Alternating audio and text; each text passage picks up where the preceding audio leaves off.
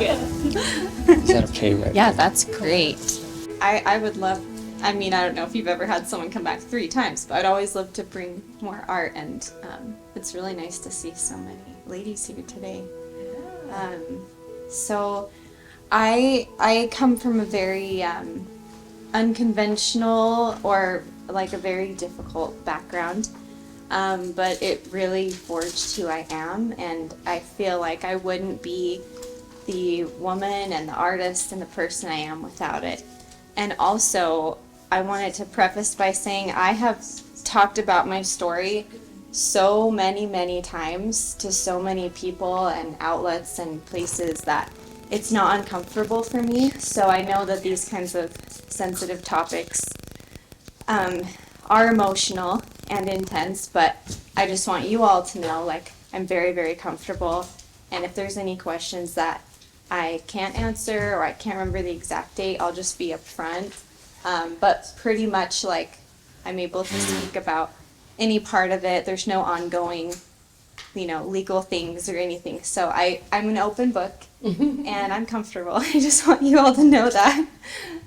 It's been my whole life, and so it's something that's just written on my heart and soul. And the memories and the experiences will never leave me, so it's just who I am. So starting out with that, I did bring a little bit of a timeline because it's been so many years that I don't want to get dates and things mixed up. Yes, very much so. But I grew up with a very loving and faithful mom. And I can't tell, I'm going to be a little more emotional today because of the pregnancy. But we have tissues. Yes, good. I will need them. My mom really instilled faith in me at a young age, and I'm very grateful for that. Thank you. Because I know there are children in the world that grow up without a loving parent on either side, and I'm very grateful that wasn't the case for me. But my father was very abusive, and my sisters and I have 2 younger sisters, and we just grew up in a home where we were very afraid all the time. And there was every kind of abuse imaginable, emotional, mental, physical, sexual, spiritual. My faith in God was really shaken at a young age. And my dad did serve high callings in the LDS church, and so that was also a part of our lives and was really difficult. And so just kind of, I'm skimming over that part of the history, but I am comfortable with questions on that. And then my mom actually finally escaped, and in the middle of the night, one night, we went to a women's shelter. This was, let's see if I put it in here. What's going on before you were able to escape? So I was born in, my parents married in 1992, and that's when the abuse started. I was born in 1995, and then my sisters were born in 1999 and 2000, and then by the time she left, I think it was around 2000, it was 2004, I've got it. And that was just, unfortunately, the beginning, because there was a over decade-long legal battle that ensued for me and my sisters, and unfortunately the abuse didn't stop then, but I am very grateful that my mom left, because in 2004 we went to a shelter, and I just remember feeling like what is this feeling? I can go to sleep and I'm not scared, and I can wake up and I'm not scared. It was a huge blessing. Like, I remember, food donations coming in. We'd get cans of food, we'd get stuffed animals, like brand new stuffed animals people would donate. There would be shipments of clothing, and they had counselors that would come and work with the kids. And this is about the time that my passion started growing for working with kids and for doing art therapy and all the things that I've been doing now. with my art because I saw what an impact it made for me. It was one of the things that saved my life, definitely. And I remember telling my mom when we had to leave, I want to go back for Christmas vacation. I want to like take my suitcase back, and that's where I wanted to be for the holidays. So you were about because 9 when you went to the shelter. Yes, you're right. I was about 9 years old when she left, and we went there, and I loved it. So my dad actually was the first to file for divorce after my mom ran, and then my mom was awarded custody initially, and so we lived with her. And what I loved during this time was my mom was really careful not to talk with us about what was going on, because that's part of the law. As any of you might know, if you have been through a divorce or know someone who has, you're not supposed to talk to the children. And my mom followed that to a T because she was trying to do what was right. And so every time we'd have really hard emotions that she couldn't really validate, she would help us to channel our emotions into art and music. She was a piano teacher. And so we did a lot of that, and that also saved my life. I feel like if I didn't have a proper outlet to channel my trauma, I would have turned to other things, because either way I felt like I was cracking and I needed something. And I'm so grateful for that. And during this time this is actually a timeline from a blog that I'll talk about in a little bit that I wrote. So I'm going to skim over some of these things, but during this time, my father went through a series of tests, and my mom did, and there was DCFS involved in the state of Utah, and basically our legal case, there's kind of different levels that a divorce can go through, and because my mom was fighting for our safety and my dad was fighting for us because he wanted the control of having us, and they couldn't get along, we had something called a special master appointed, we had a guardian ad litem, all these people that were here that were supposed to speak for the children. But unfortunately that did not happen in our case. We had a very, very corrupt setup. And I remember the one time I talked to my guardian ad litem one time. I was about 10 years old. I don't have this actually on my timeline, so I think it was around 2005, 2006, after he was appointed. And my mom, I went to my mom, and I was crying, and I was venting to her about some of the things my dad had done during a recent visit, and how I didn't want to go back, and I was so scared. And she said, "I'm so sorry, honey, I can't talk to you about these things, but there's a man that just got brought into the case, and you can talk to him, and you're supposed to be able to tell him anything." So I called him, and I was crying. I told him what happened, and I'll never forget how confused I felt, because he yelled at me and called me a liar, and then the phone call ended, and then I found out years later, because again, my mom was really careful not to tell me the details of the case, which she was just trying to do out of being in line with the court, to keep us safe. But I found out years later that he was the very person that was one of many that stood up and testified in court that custody needed to go to my dad, and that it was in my best interest to go to him. And that really gutted me. I think it lit a fire under me even more to want to make a difference, because I saw from such a young age how much corruption is possible. And this was my life, like this is my sister's lives. We all have levels of trauma that stem not only from my dad's abuse, but also the systemic abuse that happened. But when things started coming to the public eye, I completely understood why people didn't believe that this was possible. Like, that there was just no way that this many people could line up against my mom, and that she wasn't the guilty one, and that my dad was abusing us, and that the courts would send kids to an abuser. Like, that's just unfathomable. And honestly, if this wasn't my life, I wouldn't have believed it either. I would have thought, like, that's too awful to imagine, that, like, these things that are set up aren't helping kids. I have since then met people that are good guardian ad litems, and that's been very healing for me because of everything that happened to us. I think I was jaded for a long time and generally just like did not trust that there were good people, but I know that there are, and I know that there are those that are fighting to be a light to families, and I would love to be one of those. So there's a lot in between, but my father ended up remarrying. Are you still in the Very- shelter, or? Oh, no, we did have to leave the shelter after a few months.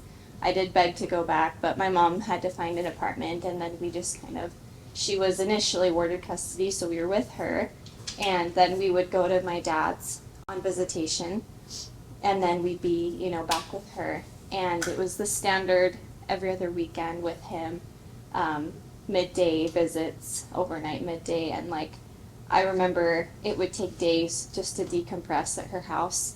I feel like our time together wasn't really time together, me and my sisters and her. We like literally had to just do artwork and try to get all these emotions out of us. And we always dreamed of a day that we could just be together and have longer than like 1 or 2 days where we felt okay before we had to go back. I talked with my husband recently about this time during all the visits, and I just kind of realized how difficult it was to live in such an upheaval for my whole life. So never having a home base, always my parents were moving from different family members' houses to different apartments, especially at my dad's. We lived with a lot of family, and so it was always just like having a set of clothes here and a set of clothes there, and always packing up and living out of a suitcase my entire life. And now that I have a home, it's such a foreign feeling to be just settled in one place. So there's also a part of it that I just kind of recently have been processing. And we would complain to our mom during this time of all the visitations about the abuse. And I know that was really, really hard for her.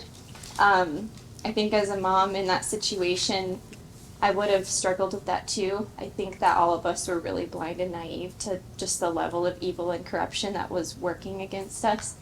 And she was trying to do her best. And there was a time where my dad did go on supervised visitation.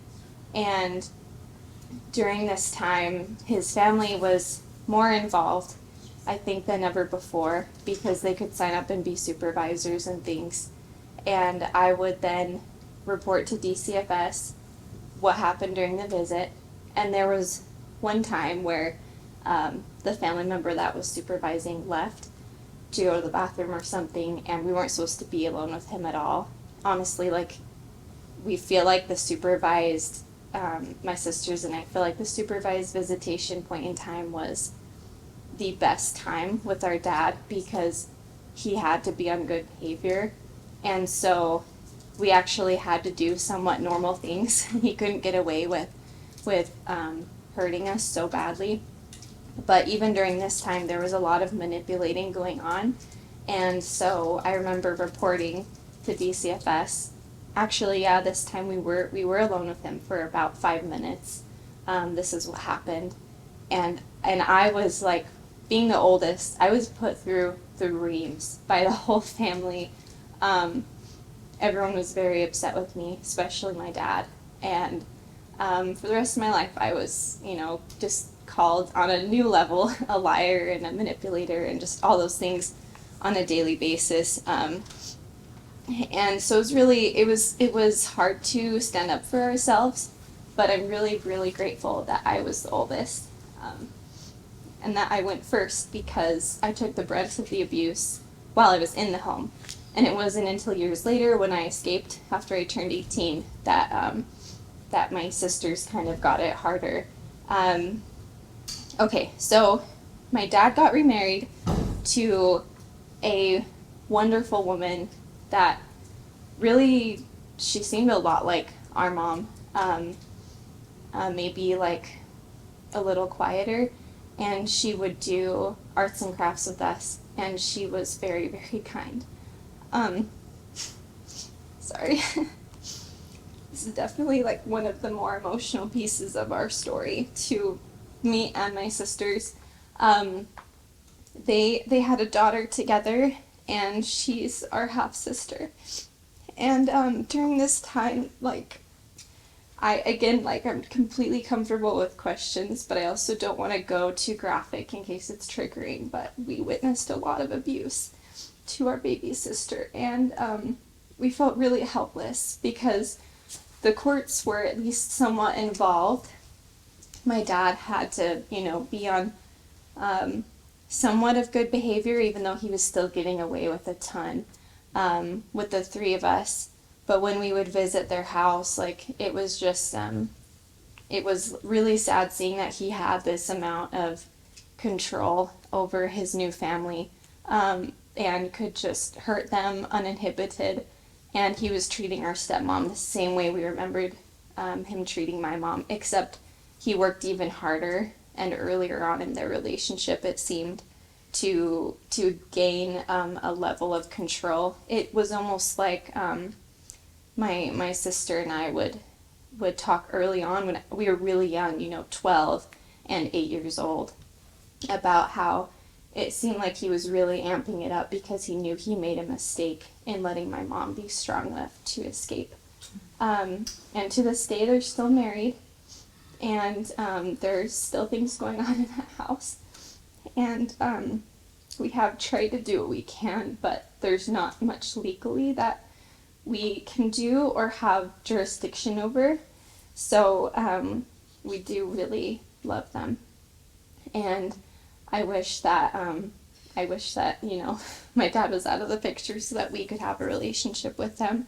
We've tried, and it's been really hard. So after our half sister was born, let's see, I've got a whole list here about the abuse. Sorry, 1 second. So are you still with your mom at this point? Like, having a relationship with her? Well, he remarried and had a child. Oh, at this point in the story, yes.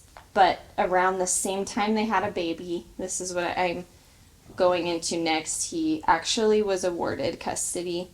The reason for this is something called parental alienation that is really commonly used in the court system to say that children who are standoffish and skittish around a parent, usually the father, that they are simply alienated and brainwashed against them, and so not only is the abuse falsified, but they need to have a relationship with that man or person. It's So absolutely it's opposite. literally like the most evil. I'm actually working,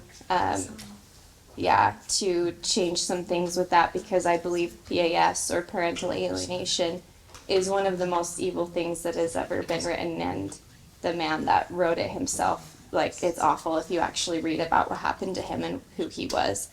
And that's another part of the story that, like, when everything went to news outlets, it was really hard for people to believe that, like, we weren't brainwashed and alienated, because that's, like, my dad's whole story, because that's the only thing he can say. And it's simply not true.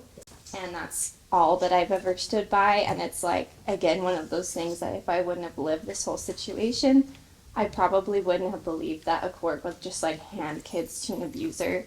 But, of course, there were also other people that testified. Our guardian ad litem, our special master was on that side, like, all the big players in our court case. It was Were they very, men? not all of them, but a lot of them, yeah. The guardian ad litem was a man. It shocks me that So- Utah usually is, the children go to the women. So it's just, Yeah. it does shock me, but. Yeah, it's shocking, and honestly, like, I've been seeing the pendulum swing. I think it's definitely not one of the states that's, like, heavy in fathers' rights, definitely, but I have also seen a lot of awful cases like ours within this state, and I think that the power behind that is there are so many families and strong women who have been through these things that are like, okay, this should never happen, and the state of Utah needs to be held accountable, because it is more of a family, you know, centered state and more maternal and yeah. So, okay, yeah. How old were you? When custody changed, I was 14 years old. I might have been, I think I was on the cusp of turning 15. It was right before my birthday, like a week. And then this is when, you know, around the same time that our half sister was born. So yeah, that's how custody changed. And from that point on, it was a waiting game. The courts had basically stricken my mother's pleadings, like she had her hands tied. Obviously, like it had been years and years of this, and unfortunately there was still more to come. And so there was, you know, countless dollars poured into this, and my mom, I think this time was really hard for her too. This is when her health issues started, and later me and my sister's health issues started. But when you live at that level of stress and fight or flight for so long, like it's only time before your body starts shutting down. And I am so grateful that even though he was awarded custody, that we were with her for those first 6 years or however long, because it gave us so much strength, and it gave us kind of, we were like ahead of the game, because if I would have been much younger, I would have been broken down by him, but I was able to retain my strength. And so we definitely tiptoed. At this point in time, we were on supervised visitation with my mom, so it literally flip-flopped from one day to the next. We were supervised with him, and now your dad has full custody of you, and you're supervised with your mom, and the courts have basically said that she's an alienator and closed that. So it was really traumatic on all of us. Again, I'm so grateful that I had that time with her and doing art, because once we moved into his house, we were not allowed to do art. We were not allowed to do music. We were not allowed to see people who loved us. And so we were completely isolated. And I'm really grateful that I had some good friends, because at this point in time, I remember just feeling like I want the pain to end. I just want this to end. I think when you've lived your whole childhood like in pain, you don't know what it feels like to have hope and to feel like life can be beautiful and fun and adventurous. And so I really I'm grateful I had some good friends to have some time being with, because I feel like I would have completely lost myself at this point. But I did remain strong, and we basically would have to put on a robotic front and do exactly what we were told to do, especially in public. My dad was called to be in the bishopric of the ward that we were in, and so we had to go to church and live our lives just with a smile plastered on our faces, or we would be punished. Couldn't talk about our mom or mention her, or we would be punished, and we had to listen to just hours of him berating her and us. The food situation was very odd. I was kept from eating food when I wanted to. We couldn't get a drink of water or go to the bathroom without being told, yes, you can. And when he said no, we just had to wait. And there's just a lot of things like this. Our toilet paper squares were counted, and if we used more than the 2 we were allotted for, we'd get in trouble. They would dig through the trash and we'd be punished. And it was just like every ounce of my life was watched and controlled. And he was very, very paranoid. We would find ways to see our mom, and just generally paranoid we would say anything to anyone. And that's why he worked so hard, I believe, with every tiny detail being orchestrated in our lives and controlled by him. He surprised us with, all 3 of us, with cell phones when we moved in with him, but it quickly became clear they were there just to be tracking apps and literally just to watch our lives. There was all kinds of stuff downloaded on those phones. And at the time, it wasn't even really smartphone level. He had to go into the stores and do everything very Covert. yeah, he would literally go to phone stores for hours and then later on we'd find stuff on our phones. Did you ever try and rebel or fight back, or were you just at a point where you're like, well, the law didn't stick up for us, so what can I do, or what? Yeah, I think that's a really good question. What was going on inside my head, and I'm not sure about my sisters at this time, but I know that they felt these things as they got older too, and the abuse got more intensely focused on them. I felt like the very adults who were put in positions of power over me that were supposed to protect me didn't. And so if I try to speak now, nothing will happen. I knew he was really buddy with the police. I knew he was really buddy with everyone in the ward, and everyone thought you were perfect. We'd have people come up to us all the time and say, do you know how lucky you are to have your father? He's just the most amazing thing. And so being surrounded in this, like, it felt like a bubble of adults that all were going to defend him. I just felt like I had no way out. And so I kind of just was like keeping my head down. Honestly, living at his house, rebelling would be going into the snack cabinet and pouring a bowl of cereal. That would be enough for unleashing hell on you. So I would rebel in those ways, but I definitely didn't see there being any. I felt like I would just put myself, we were already in prison, so I just put myself on even more of a locked down situation if I did anything. I knew he had the power to pull me from school or to influence my teachers, my church leaders. He had control over everyone, and so I just kind of kept my head down and did what I was told. I would, though, like when he would spend hours keeping me up at night, sleep deprivation was one thing that was really big. So it'd be like 3 a.m. on a night before a test or before I had a big homework thing due, and he'd force me to sit with him. And he would emotionally abuse me like that. And I felt like, and I would sit through those things and I would just remember like who I was. I'd remember my mom loved me. And I would remember that on some level I knew God was aware of me. And so like during those, just the hours and hours of yelling and calling me all kinds of things, I just would still defend myself. Like if not in my head, then I would sometimes say things to him. So I think he knew that I was strong enough I was going to leave, and he was preparing for me to leave. I think he kind of knew deep down I was going to try. But he said, I'm going to have you sign a contract that you're going to stay with me after you turn 18. Like, you're not going to your mom's, right? And I'd just be like, right. Right, sure. I'm going to stay here forever, because I didn't want to unleash more on myself.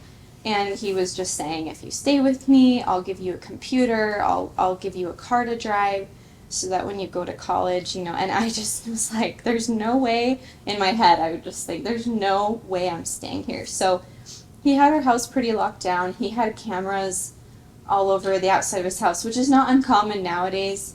But this being over a decade ago, and also the fact that he'd sit in the office and like literally watch every second of them, and then after work I would see him go up and he would go back and watch what he missed. Like if we talked to anyone, we would be questioned for a very long time. And so considering that was why they were there, it was pretty creepy. And I knew that there was no way I could get a single bag of my stuff out of the house without him knowing what I was doing. So as my 18th birthday approached, which was also graduation day, my boyfriend at the time and my best friend were like the only ones that knew I'm going to try to escape. So I started piling the things that I cared about in garbage bags, and I would literally like say a prayer and walk out the door. And then I would walk really far up the street where I would meet my best friend or my boyfriend's car, and I'd put my bag in there, and I would just do one bag a day. And it's literally a miracle that there was a few times I felt the Lord protecting me. And I know he protected me to like get my stuff out before my dad was aware, because I knew my dad had the power before I turned 18, like actual on the day where he could go sign some papers and things and try to get me, try to say I was crazy or something and get me committed, or you can sign paperwork to like have a child be basically not have any rights until they're like around 24. And I was aware of these things, and I also had the feeling like he was very capable of this, so I had to be very, very careful. Didn't he have her have to go to work? He was constantly being fired from his jobs, and so my stepmom, like for sexual conduct and things at work, so my stepmom was the breadwinner, and at this time I believe he was working, but he always seemed to be able to have the flexibility to just come home whenever he wanted, or to like not be working long days. What kind of work did she do that brought home enough? Oh gosh, at the time, Can you repeat the question, because we can't. Oh, but You don't speak what up. did the stepmom do for work that was able to provide? at the time, I remember her wearing scrubs to work, so I don't remember exactly what she was doing, but it was full time. Like I think she worked in an eye care clinic at one point. She worked, I think after they moved later, she worked for a college. Yeah, like honestly, it's just she would work long, hard hours from the time our half sister was a little baby. She basically gave birth, and then I don't remember her having like a lot of time off with the baby. So he found the perfect woman that would provide for him and that he could abuse. He could go do whatever and have time to control. And the other thing about like sociopaths and psychopaths and the like, it's like their ability to have empathy and normal emotion is not there. Like they function a completely different way. And so I think our normal, I'm very interested in psychology. I went to school to be a therapist for a little while. So I just think it's fascinating because I think like for us, we go about our day to day and we generally are just like worried about our loved ones and doing things out of love for other people and thinking of all the things we need to do. And I feel like his itinerary was just very cold and like, how do I like structure my day where I have like the most control and can like give people the most pain? Like it seemed like he got some kind of a satisfaction out of causing us joy and out of like catching us in the act of doing something he could punish us for. So was this something he got from his family? Was his family like this? Or is it just him? I've wondered a lot because I feel like logically my brain goes to like something had to have happened when he was a baby. I also know sometimes people can be born this way, Yeah. where there's a difference in their minds, but I wondered if there was abuse in the home. I know that at the very least, the things that I heard around the family growing up was like it was a very strict environment and there was mean things said and yeah, like So on he had it his in mother's his own. end, but yeah. Yes. Was Yeah. your stepmother aware of some of this abuse or the controls that he had over you kids, and was she sympathetic towards you, or? She he broke her down, as I said before, like our mom, but it was like very much more strategic. And since we were already in the picture when they came together, he was able to convince her that we were really brainwashed and broken and abused by our mom. And she just came into the picture like, oh, this poor man and his wife's a monster and like these kids need to like be closer to us, and like just walked right into that. And part of the reason I think he was able to get away with that is we did not know who he was marrying the night before. He kept it completely in the dark. Like we did not meet her, we did not have a relationship with her, and he told us, and we knew this was all like his story, so it really bothered us, but he told us, I'm not telling you because if your mom finds out her name, she's gonna reach out and tell her a bunch of lies. It's like, I mean, first of all, I couldn't even see my mom getting involved, but secondly, like, he obviously didn't want her knowing anything about the history before he could dig his fingers in and weave his entire story. She, like I said, she seemed a lot like our mom, but like really kind and soft, and she was not the kind of woman we thought he was going to marry at all, because we'd seen the women he would flirt with and talk to, and there were lots of affairs and all kinds of things, of course, in his marriage to my mom. And so my sisters and I, we were like shocked when we met her and when they got married, because we were like, this is worse than what we thought. Like, she's a victim. Like, he specifically chose her, and he's already worked on her, and it only got worse from there. Yeah. Yeah. Just a quick question. So, obviously you have strong faith now, we know you, but what was your outlook on the church at this time, Yeah. as well as God? Can you just talk a little more about that? 'Cause that had to Definitely. be hard for church members and different people to come forward and support your dad. What were you thinking about that? I was very confused. I loved the church because my mom had also brought us up in the church, so I loved the singing, I loved the prayer. I also did grow up seeing, like, this was just a truth to me, right? Like, I just was like, the church is another tool that he's using to hide and hurt us. Because he literally was in the church, and his, like, whole goal, I think, with these good, high callings was to control the story and to control us. And also he really liked attention. He's very charismatic. So kind of going back to your question, I saw it as, something that was sweet to me, that I grew up as a child loving, and at the same time it was very tainted because it was very wrong what was happening. And so I remember I actually went through a faith and trust crisis, not only with the church but God himself, when I was 12 years old. And I remember at that point in time, custody hadn't even changed yet, and I was already just done. And I remember praying and praying, and I just was like, no one's coming, no one's helping me. So I decided, Heavenly Father and Mother, I believed they were real, but I believed they're not listening to me. And this was a belief that I held that totally ate up my heart. And I remember feeling numb going to church, and feeling like, they're not listening to me, and I don't know why, they're just not. And during this time, I actually was saved by a conversation with a really good man who was the bishop in my mom's ward. And he was just appointed. I'd never met him. And I was walking in to do, I think it was one of my first Temple Recommend interviews, because I was 12. And I felt very numb, and I felt very shut off from anything spiritually. And he shook my hand, and we walked inside his office. And before he said anything, he looked at me in the eyes and he said, Brittany, I want you to know your Heavenly Father and your Heavenly Mother want me to tell you that they're listening. And I just broke down. I didn't even tell my mom. I didn't tell a single soul how bad I was struggling at that time.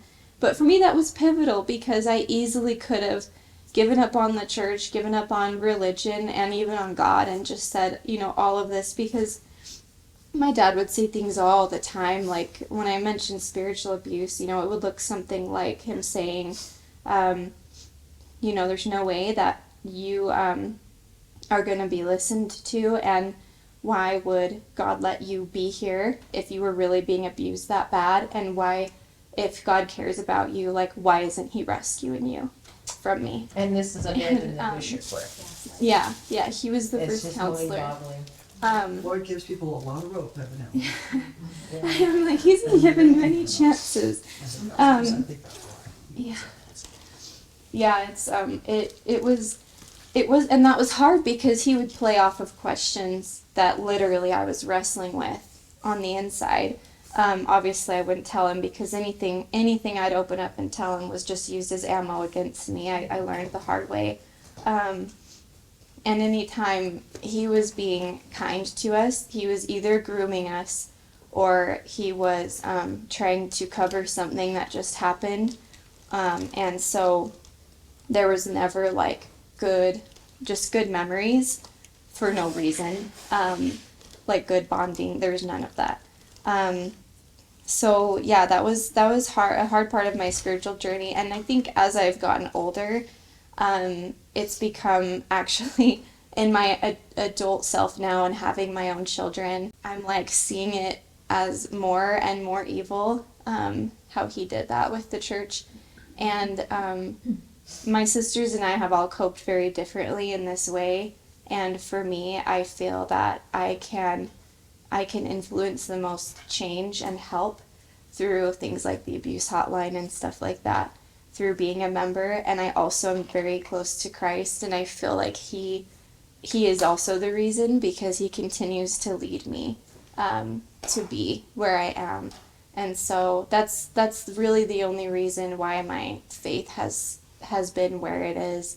But I'm really proud of my sisters too, wherever they're at and wherever they go, because they have done so much work on themselves spiritually too, even to find a connection to God again, because we all went through different stages of that. So you got all your clothes smuggled out. That's what I was going back to. I guess, Yes. let's hear the rest of that. I got everything, some clothes, mostly I wasn't worried about the clothes. It was like anything personal, journals I was hiding. I actually did have one way that I rebelled quite a bit. I hid a secondary cell phone. It was like a track phone, like a flip phone.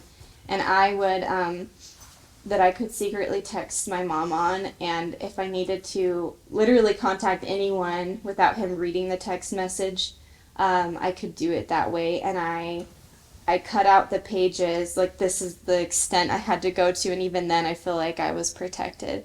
But I cut each page out in a book that was about this thick, and I perfectly fit the phone inside that square, and then I would hide that book on a bookshelf.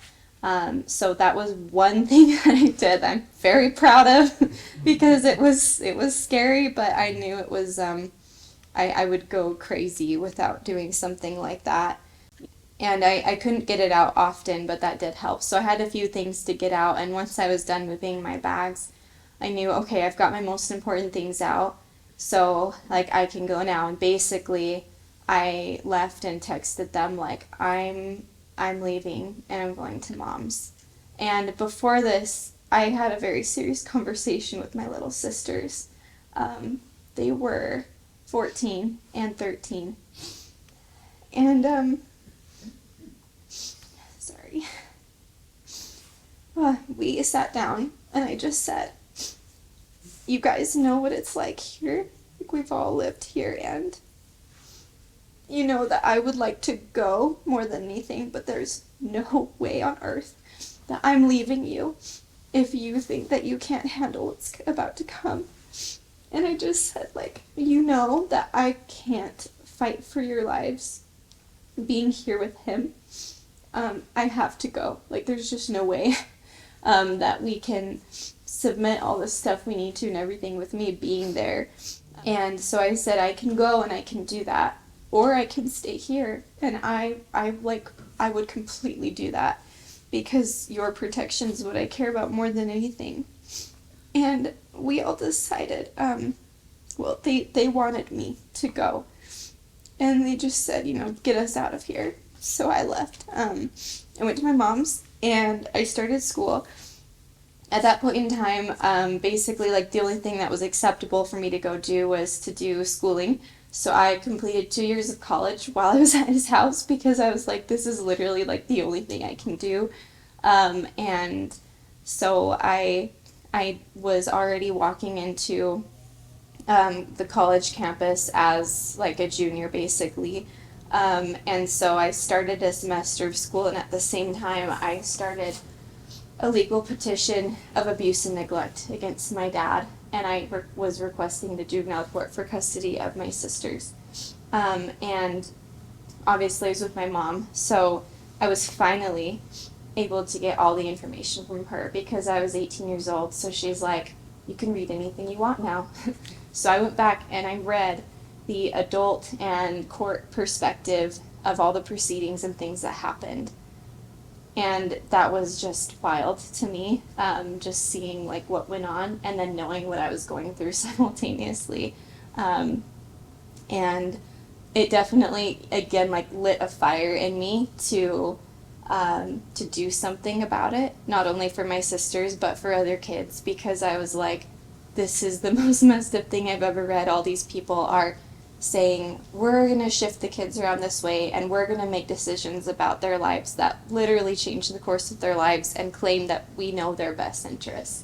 And we not once testified. My sisters never even spoke to their own guardian ad litem, and you guys know what happened when I did, so I just was livid. What happened with your dad though when you were 18 and you took off? Was he was enraged? so mad, and I think that part of his rage is like what led to what happened next, what he did with my sisters, because he was really, really mad about losing control. And my stepmom, like, she's completely, spun into his world, and so she has like very real emotions, whereas he's like really just emotionless and controlling this whole thing. And she was just like, I remember she was sobbing, like she was so like sad that I was like choosing to go to my mom's, and it's just a sad, strange feeling, because it did make me sad. Like, I remember crying because I felt her emotions were so real, but it was also like, oh my gosh, like, you have no idea like what's actually like going on. Like, that filter of reality was just not there. So I was sad for her, because she felt like, this monster of a woman is taking our first daughter away from us. And it's just like, I'm going to go and I'm going to rescue my sisters. And I couldn't let anything, hold me back from that. So there were things that my mom had tried to do to get back into the system and get us back. But long story short, they didn't work. And so I decided to fight for custody. And she was obviously aware of all of that. And my father at this time, this was only a few months after I moved out, we were heading into winter, he called me over to their house and he sat us all down, and he said that he had a vision like Lehi and was told The devil telling you that it's going to. I was like an adversary completely, that he was told that for my sisters, he was supposed to move the family out to Kansas. And he gave us like 2 weeks notice, so that my mom and I obviously like didn't know, so we couldn't prepare, and also we couldn't even like emotionally process what was happening. It was so scary, and he had like full endorsement from the court to do anything. I mean, they'd handed us to him, and they had not, they did not follow up well with like visitation after this point for my mom. It was just a mess. And so within 2 weeks, they came by my mom's apartment, like all loaded up in this truck. And he told my sisters, okay, like, tell your sister goodbye. I don't think he even let them out of the truck. So I said goodbye. And they were gone. I believe, let me see if I wrote this. Yeah, for the first 6 months, we didn't see them. We fought the whole time for visitation. And obviously I say we because at that point in time I didn't have custody yet or anything. My mom was filing for her visitation rights and trying to work that out. And I remember how ridiculous it was. I was there for like all the phone calls. Basically, like, we would call and set something up, and then my dad would like cancel it last minute. It was like, I think $3,000 to get them to us for 2 days for a weekend visit. And it was just ridiculous because of all and this was very much something we lived with for years, but like right before a plan, he would just cancel the flight or I can't drive them to the airport or whatever. So we just had to like pay people to go get them and pay for all this last minute stuff, and it was crazy. But we got them, and when they came for their summer visitation, this was June 2014. This is when the dates really start to matter because some really big things happened. But Sydney and Danny, those are my sister's names, they came to visit, and they said in front of both of us, "You can't send us back. You can't what? You can't send us back, and we feel like he's gonna do something really bad, and we'll never be the same, like ever. We'll be too broken." And he had amped up the abuse. He was doing things he'd never done in Utah to them. And also, I think my sisters, like I said, I think I kind of shielded them. And so it was not only like they were fully exposed to his wrath, but it was just way worse because he was out in the middle of nowhere and no one to answer to. Your stepsister? Yeah, she's been abused far worse than any of us. Yeah. And his wife is clueless? So it I'm gonna try to make this short. Like, it's so hard to describe. Really protect your child. Yeah, it is like, Yeah, but when you're being abused too, it's really hard. Yeah, I know, it's just hard to fathom. yes, it is hard to fathom. And I'm actually glad that you asked. I'm glad that you asked because like I can kind of paint the picture a little more of like how it was or fill in more of the details. Like from the time he married Angie, it's like everything was very planned. I almost felt like the pregnancy was very planned. Like he wouldn't allow her to get pregnant until he thought he had us. And he was like getting better on the court side. And so I remember when they had a baby girl, like all of us were really afraid for her. And from the time that Angie, my stepmom, had her, like I said earlier, he put her straight back to work. Like she had to be the breadwinner. Her name was on everything, the house, everything, which is a lot like what happened with my mom. She also put him through school and he was always losing jobs. And so he really, like, in my opinion, as a mother now who's had kids and who knows like the incredible bonding that happens with a mother and a baby, he also knew, like, my mom had too much time with us when we were little, and that's why we were able to stay strong and not be as broken down as he wanted us to. I really believe he felt that way, and so he interrupted the maternal cycle and the instincts as much as possible. And from the time she was a baby, he said, like, I think that he didn't even let her breastfeed. I want to be correct with everything I say, but I remember bottles really, really early on. And I remember him saying, like, he needed to be the one to take her all the time. And from the time she was an infant, he would go behind a locked door and we'd hear her screaming. And he would tell Angie, "You cannot come in." And he would put her through hearing her infant's screams. And I think that does something to a mom, because I think something switched off in her that from the time she was a baby, she didn't have that full, like, she wasn't able to protect her, and then eventually she just was like, this is normal, and it just became very kind of glazed look whenever that would happen, and she would just freeze. And so, like, those things it's unimaginable because it's, like, so messed up, but hopefully that gives a little more context on, like, how those things can happen. That's how it happened in our circumstance. So it's like, you know, he knew what he was doing. And so, like, I mean, I feel very strongly what he was doing, but I feel like I can't say, but it was, oh, I did see him be physical with her. He wouldn't, like, beat her in front of me like he did with my mom, because that was something that the courts were able to use, so he would be more, at least around us, he would be more cautious. Like, he'd still hurt her all the time.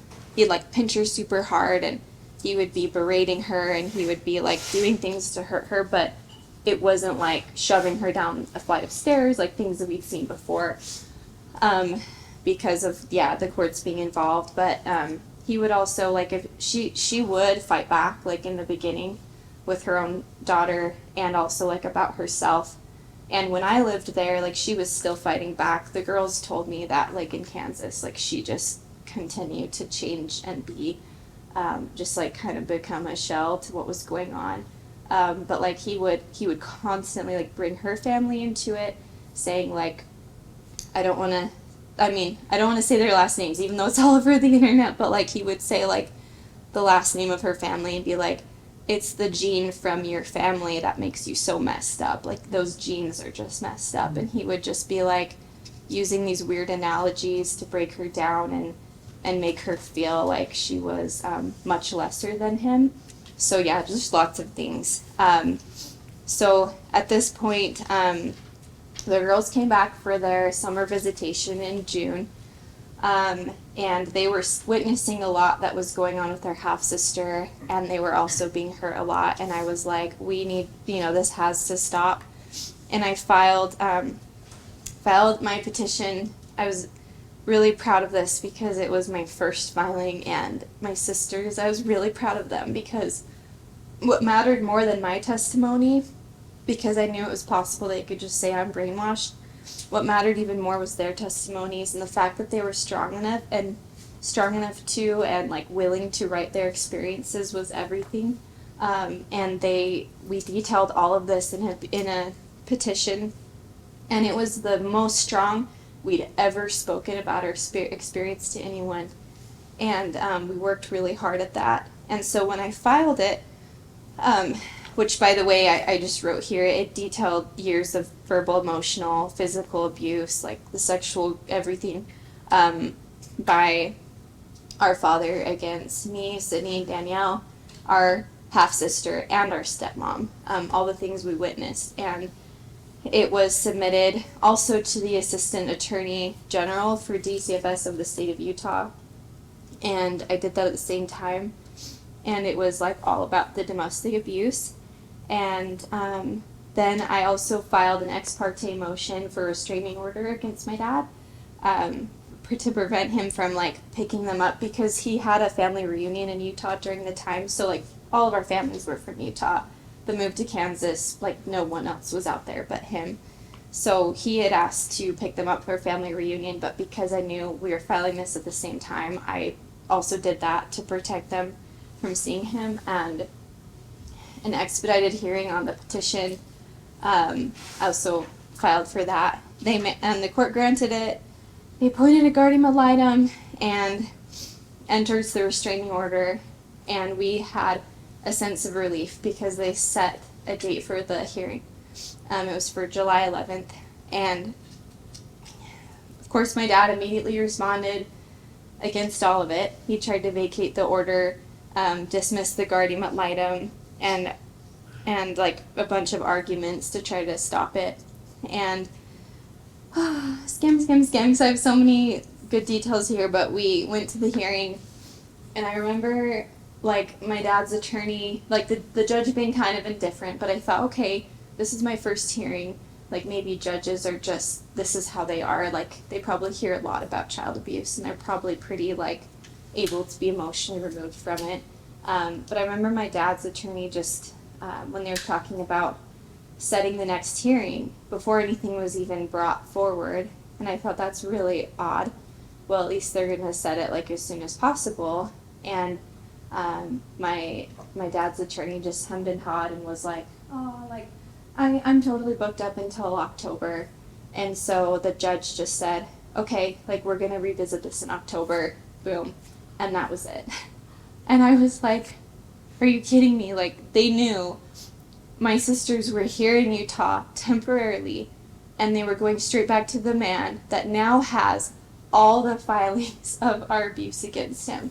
And like this is someone who, if we like talked to someone at church, we were punished for possibly saying a single word about him. And so I was like losing my mind. And my sisters learned, I had to tell them that they dismissed the guardian ad litem, they vacated the temporary restraining order, and they set the hearing for the petition of abuse to the fall, and they were scheduled to go back. And at that day, it was July 9th, they disappeared for a few hours. And my mom and I were really scared. And my mom reported them missing. The police station was like pretty close to our apartment. Your two sisters went missing. Yeah, and they were at the time they were still about 14 and 13. They're only like 18 months apart, so they're usually only a year apart. And my mom reported them missing, and then the Cindy and Danny ended up returning. So then we called back and, like, you know, kind of rescinded the missing persons call, and they said, if we go somewhere again, don't call anyone, don't worry about us, like, the courts have failed us, like, we're gonna take this into our own hands. And, like, I was so proud of them, and I was also scared, like, it was a whole bunch of emotions, because I was just, going to college, and I was thinking, I want to help them, but obviously, like, I have to be filing whatever's going on. And I knew that they had a lot of loved ones in Utah. I knew that my mom thankfully had, like, a few good friends in Utah whose families knew about us and knew what was going on. So I trusted them, even though they were young. And I was, July 17th was the day that we were supposed to drive Sydney and Danny. And I was supposed to take them to meet with their grandparents on my dad's side, and they were organizing, like, the return back to my dad. And we made a stop at a music store that they loved, because I was trying to cheer them up. And they bolted from the car. It's actually, like, on camera, I think, from the Best in Music. And I pursued them, and then I got in the car and I drove. And they went to some homes, like, across the way, and they were gone. And I remember just being, like, simultaneously, like, oh crap, I'm about to show up to this appointment alone, and also, like, they obviously are doing this for their own protection, and I'm so proud of them. So I went to the meeting alone and, like, told everyone what happened. And then, like, it was weird during this whole time. This isn't in my timeline because I just have all my court proceedings here, but this is when the news all, like, started getting involved, and that was really crazy. In August, my dad started a missing persons page for my sisters, and the whole story was, like, completely, like, they're brainwashed, help us find them and return them to our safe and loving home. And what was really hard was, like, it was so planned out that he had people working on the social media that were really good. They grew the page to thousands of people. They had people, like, printing up flyers. The other thing, too, is, like, my dad's parents were really active and known in the church as well, and they taught missionaries. So they have all of these people who are now, like, that were young adults when they were taught by his parents that are now adults with families all over Utah, like, tons of people. And they were like, oh, this family's so amazing. They would never raise a son like this. Like, we don't believe this at all. Like, everyone just spread these flyers. And it was so crazy because I'd see the missing persons flyer everywhere. And it's like, I wanted to do something like that, but the missing persons flyers they were putting up were completely false information and just, like, painting him to be the good guy.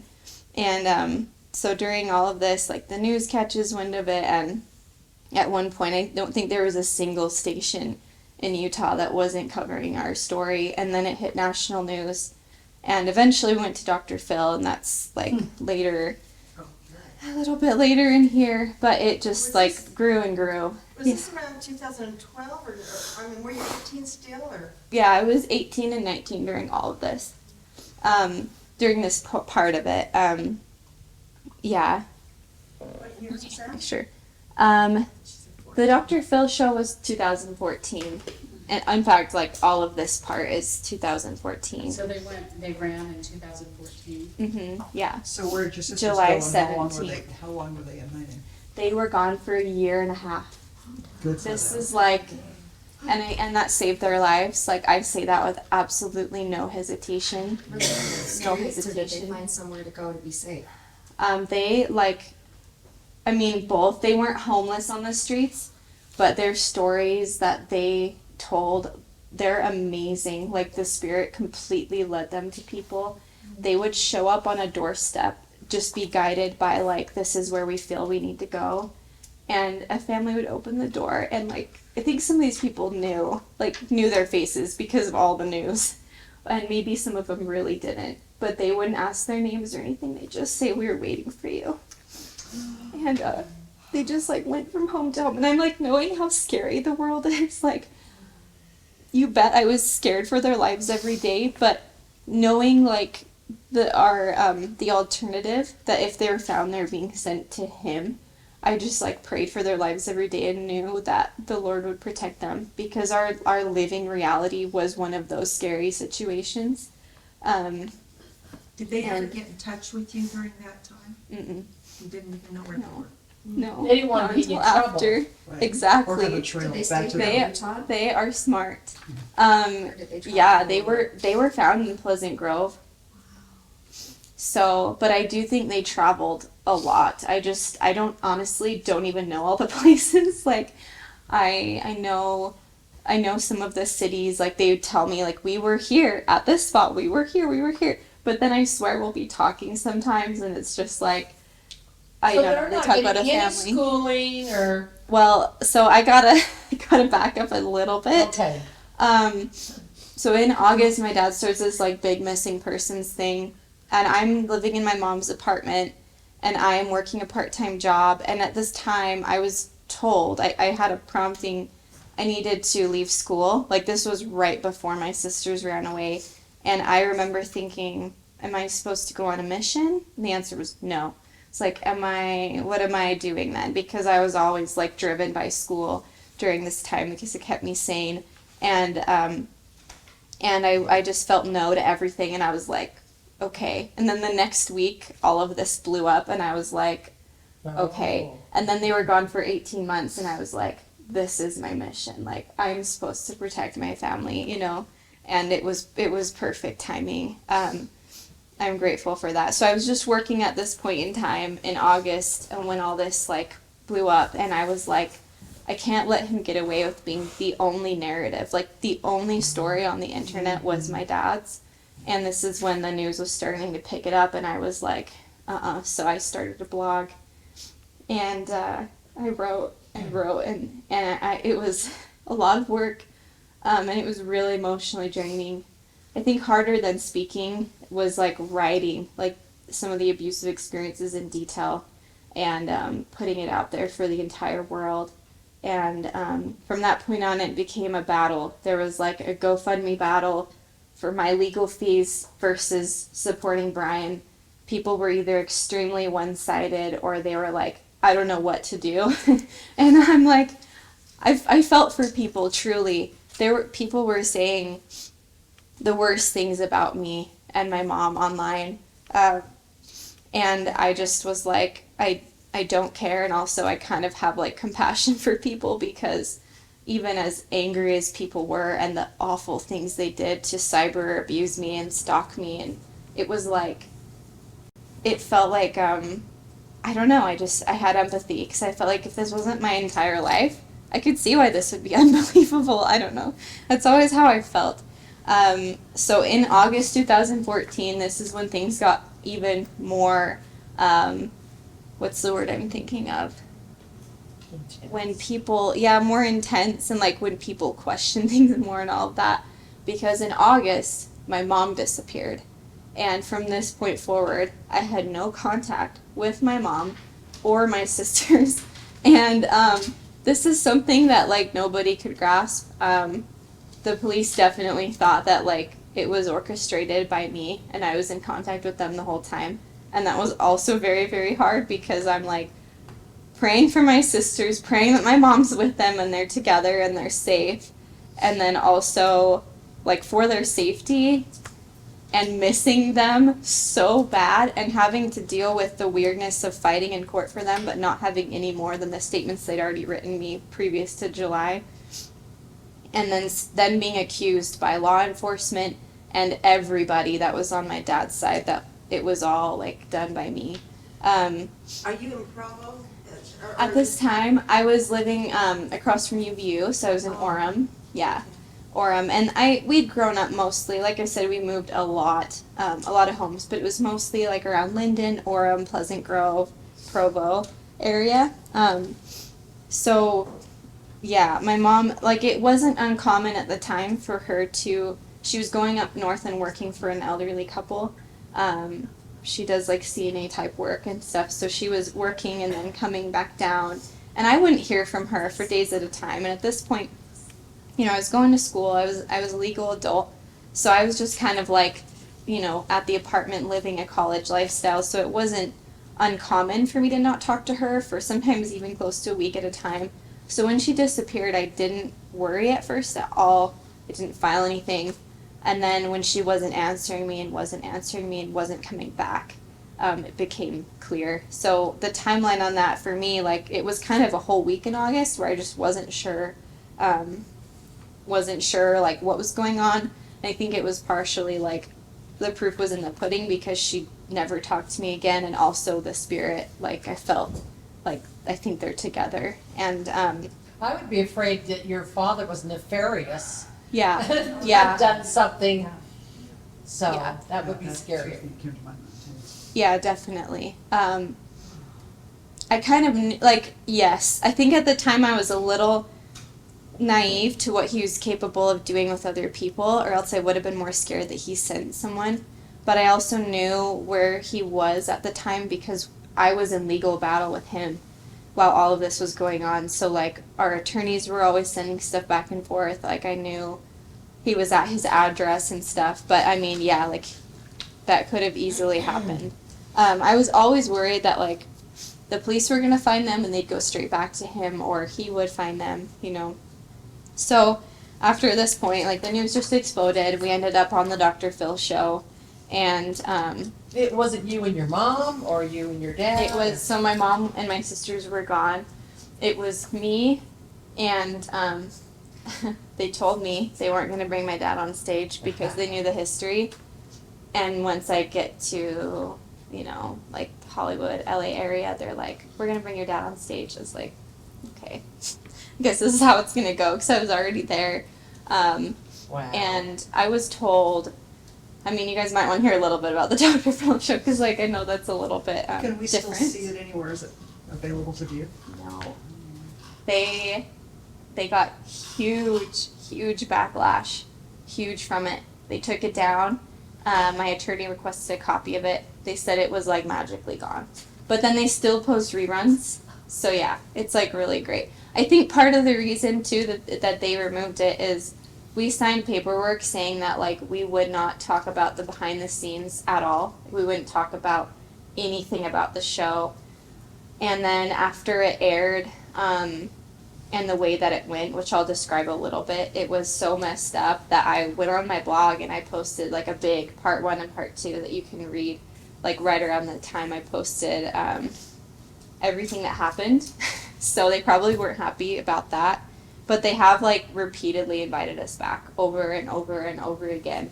And we just have ignored it. But basically, I was told Dr. Phil, he always listens to kids. Like, he listens to the children. Like, I know the producers would say to me all the time, I know that you've never been listened to before, and that's really hard for you because you've fought really hard for a voice. This is your chance. Like, he will give you that voice. So I had so much hope. I was like, okay. And honestly, I wasn't starstruck. I had family members that were really, like, starstruck by Dr. Phil, and, like, he's amazing and it's going to be great. And I was, because of my past, I was skeptical about adults in general, especially those that said we protect kids. Because I'm like, okay, so. Sure you do. Yeah. Like, I've been around your type before, and I know the damage that can be done.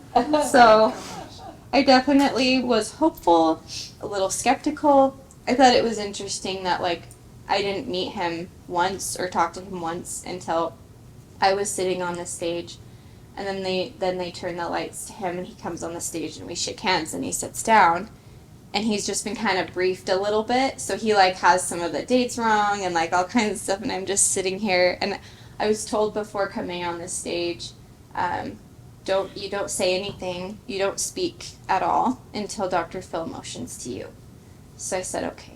So I just sat there, and then they bring my dad on, And that was really, I'm like reliving the moment. That was hard. He was very cold to me. The one good thing that happened was Dr. Phil did say, like, why aren't you, like, even saying hello to your daughter? Like, don't you even care? Because he was very, like, stone-faced. And I will talk a little more about some of the good that came from it, but the show itself, the way it went so badly, in my opinion, was I sat there and I waited, and Dr. Phil, like, would occasionally kind of glance at me, but he mostly talked to my dad. And I waited and waited for him to motion to me, and I was so ready to tell my side. And then they ended the show. And I was like, You kidding me? what? Did I they was- ever talk to you? They talked to me. They asked me like 2 questions, and I never, like, he never ever like asked me to tell my side, or like, it was just, the only thing they asked me about was like, if I knew where my sisters were and if I was talking to them. What? So that was That's really, quite the setup, That's isn't it? like, I feel like the good that came from it, because there was a lot of hard things that came from it, a lot of America, and the other country it was really big in, I think, was Canada, and then I got a lot of people from like Alaska and stuff that reached out to me, but people were generally siding with Dr. Phil and my dad, because that's what was aired, was his side, and they would skim over even things like his affairs and stuff. They just really like watered it down, kind of allowed him to like give his watered version, and then talk about brainwashing and stuff. And so many people were saying, like, I'll never repeat the awful things people said. That's when the cyberbullying kicked it up a notch. Super grateful that at the time I'd already met my now husband, and so his family is amazing. Like, I met them among all of this, and I remember thinking, like, there's no way I'm going to meet someone until after my life calms down, because my life is a nightmare. No one would want to be involved with this. And they were so divinely sent to me. Like, they were so strong and protective of me. At the time, I was disowned completely by my dad's entire side of the family, and my stepmom's family stopped talking to me as well. So I lost a huge part of my life. So I was like staying in his family's house, one of their houses, and they had like cameras and like you know, their carrying permits. So I felt like very protected, and thankfully so, because I was followed everywhere. There were like people that were reporting to my dad. We found a secret Facebook page at one point. And there were people that were parked pretending to breastfeed in front of my house, and then when I'd come out, there was like they were all like LDS members, most of them. They'd like follow me, and they'd report to him, and they'd post pictures on this Facebook page that they were all in, like my license plate. Like, thousands of people were watching me and being so awful, and it was just it was like, it just felt like that re-victimization, or I don't know what the term is, it just was awful. Betrayal is what I Yeah. would say. I mean, Yeah. they betrayed you. Yeah, I felt really alone. Yeah, felt really alone, and like, this is what I get for trying to speak out, you know. How'd you find the Facebook page? How'd you find So my uncle had like a couple alias Facebook. He was really good at like sleuthing and trying to get in to see like who was stalking me and stuff. So he found out, because he kind of like got in through some people that were really close with my dad's side that were assigned to do different things. And he got into like that secret group that was literally assigned to like following me and reporting what I was doing, and it was crazy. And at the time I was also being watched really heavily by police, just all the time. So life was Thinking you pretty knew where crazy. your mom and sisters were. Yeah. Okay. Honestly, I mean, I really support the police. Like, I think that generally, like, some of them just thought they were doing good. The detective on the case was totally sided with my dad, and I looked him up and found that he worked at the same place as my dad, like, before, so I'm pretty sure that's why he was so awful to me. He was always, like, really, really mean to me. I think that some of the officers were just trying their best, but I really kind of had to get a chuckle because of the ones that were really awful to me, that like they were wasting so many hours like monitoring me, like thinking that they were gonna like find my sisters. I'm like, keep monitoring me, you know? Wasn't So- it a clue to them though that, okay, if you get taken off from home, now your sisters ran away from home? Wasn't that a clue? Right. And I walked in and told them it is like, so I walked in and told them the day after my sisters ran away. They said, why didn't you report this last night? I said, so I did. I said, you'll see the report from the 11th, the week before, and I just said, this is why I believe they ran. Like, basically I gave them the documents I filed with the petition, the ones that detailed the abuse. I was like, this is what my dad's doing to us. This is why they ran. And this detective, they took it, and he just said, you know, I don't really care. It's my job to get it back to the custodial parents, so I'm going to get it back to your dad. He was completely cold. I had many moments of just like, is this real life? You know, like that people can be this way. So it does get better though. The positives that came from the Dr. Phil show definitely was we had like lawyers reach out, people that that believed my side, and anyone that had survived abuse and wasn't either like an abuser themselves or supporting one or was just really naive, saw straight through my dad because the camera was on him so much for that episode. They're like, I completely saw it in his eyes. His eyes were black and dead, and he looks like he's at least a narcissist, and how can I help you? Because we know exactly who he is. And so that was really helpful, and that kind of came after the initial wave of like mean people, so I felt very, very like I had some hope there. And so, okay, there's just so much.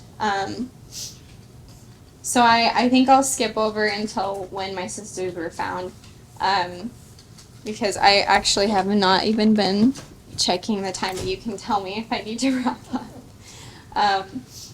So there was a lot going on legally. I'll just say that, like, all of this is full of what was going on while they were on the run. I never stopped at all trying to fight for them. There was lots of the court denying my motions, and yeah, lots of things. So my sisters were found at approximately 3 a.m. in Pleasant Grove on January 3rd, 2016. We got a call. I was woken up by a call saying that they'd been found from my uncle, because that's the first person that my mom called from jail. And they were taken into police custody. The Pleasant Grove police found them. I found this really interesting. The PG police found them, instantly knew who they were. I mean, these were kids who had been deemed missing for a year and a half, so everyone was always looking for them. And the PG police, they said, were really kind to them and said they weren't going to send them straight to someone that would hurt them. But then the Orem police caught wind that they were found, and I believe because like they had spent so much money, so many tax dollars on trying to find them, that they like wanted immediately to grab them. So the detective, we didn't find all of this out until right after, but the detective that was so awful to me, and he took them into police custody. They were separated and interrogated, like literally like book thrown across the room, yelling at them, scaring them, kind of interrogation at the Orem Without police an attorney? office. Without an attorney. They Oh, were that's minors. illegal. Yeah. Like literally, if we weren't so traumatized and have like statute of limitations that have passed, like we would be all over the police, because they actually stormed my wedding. They sent PIs to film my wedding. This was when the girls were gone. Like my mom and my sisters, my family wasn't there, and they did everything they could to it was awful. So like there was so much. It was, but it was in a private venue, so they had to have permission to come in.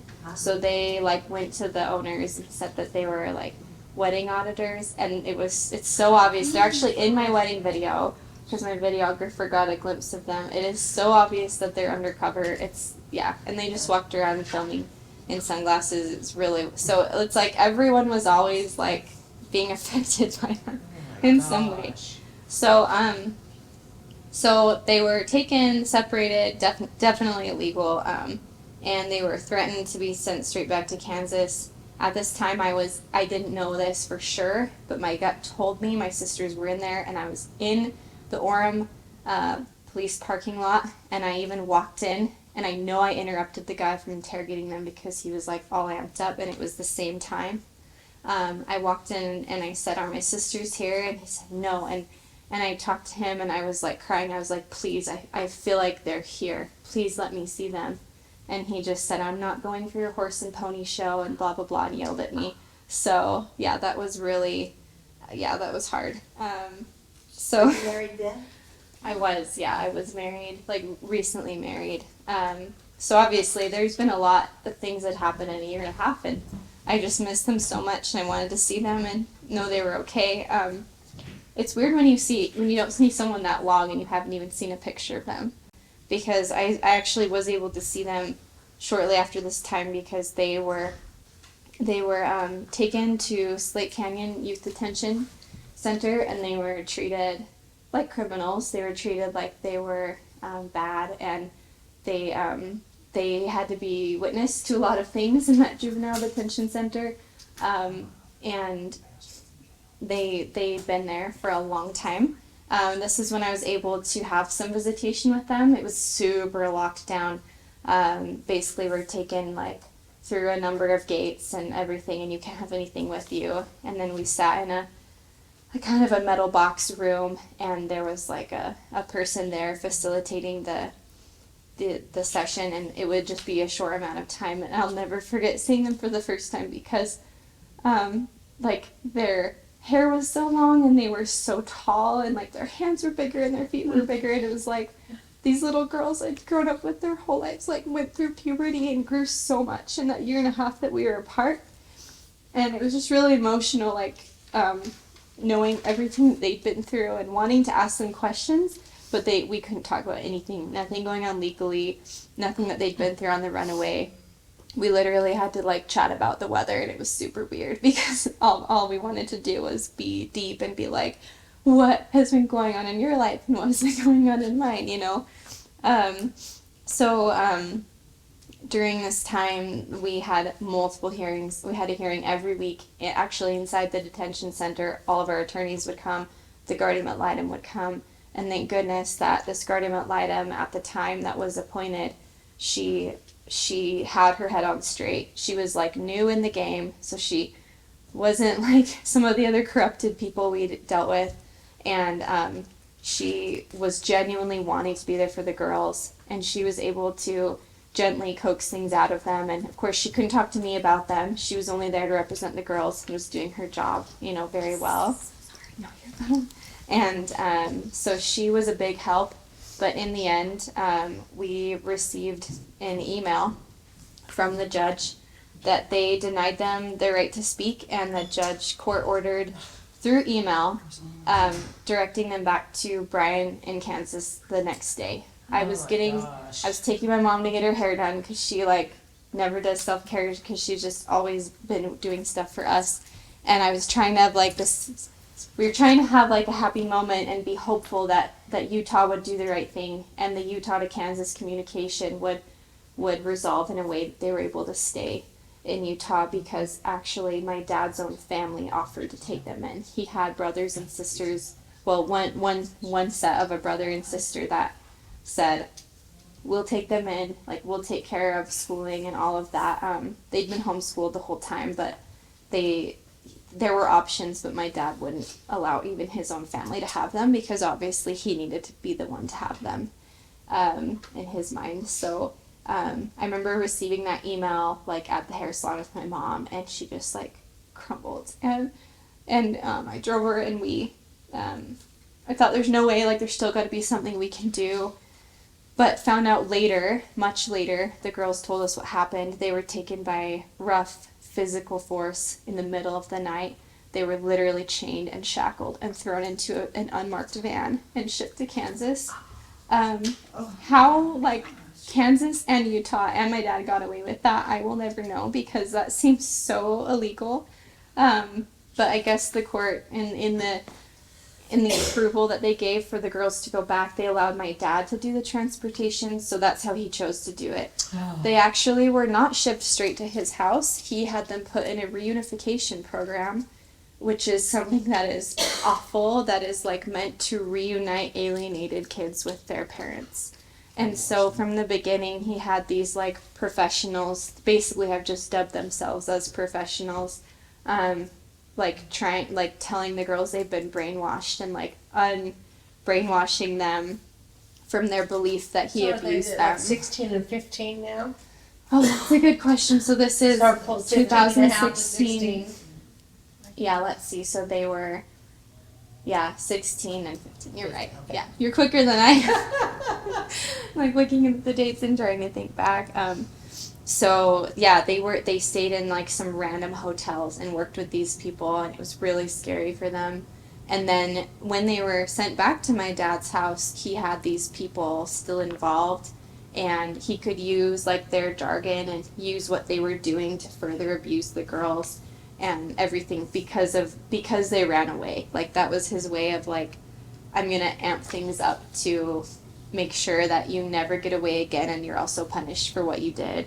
So over the next... Never medically checked for the sexual abuse or? Nope.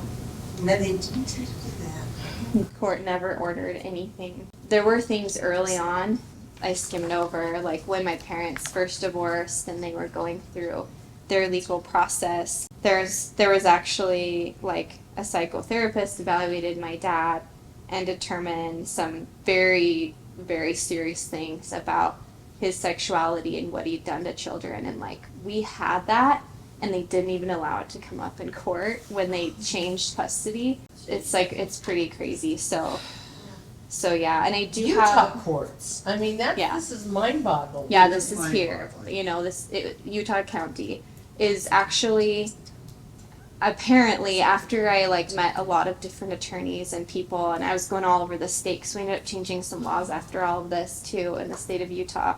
After kind of getting in with some of these people, I found that like the people who are good, the attorneys that are really fighting for truth, like they all consider Utah County one of the worst for the hidden, what's the word I'm thinking of, like the corruption, like it's so hidden, and so it's kind of sad that we had to be in this situation and be here, but I think that evil,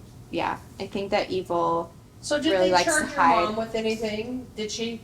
yeah, they actually tried to charge. Okay, I'm like so Oh, okay. close. I will Okay, get all there. right, sorry. No, you're fine. You're asking all the right things. So they're taken to Kansas, and over the next 18 months, I continued to pursue their safety. During this time, while my mom was here in Utah and I was here and married, and all that, they tried to charge her with, I think, 2 felonies and me with a Class A misdemeanor, whichever misdemeanor is the worst. And at the time I was pregnant when these hearings started.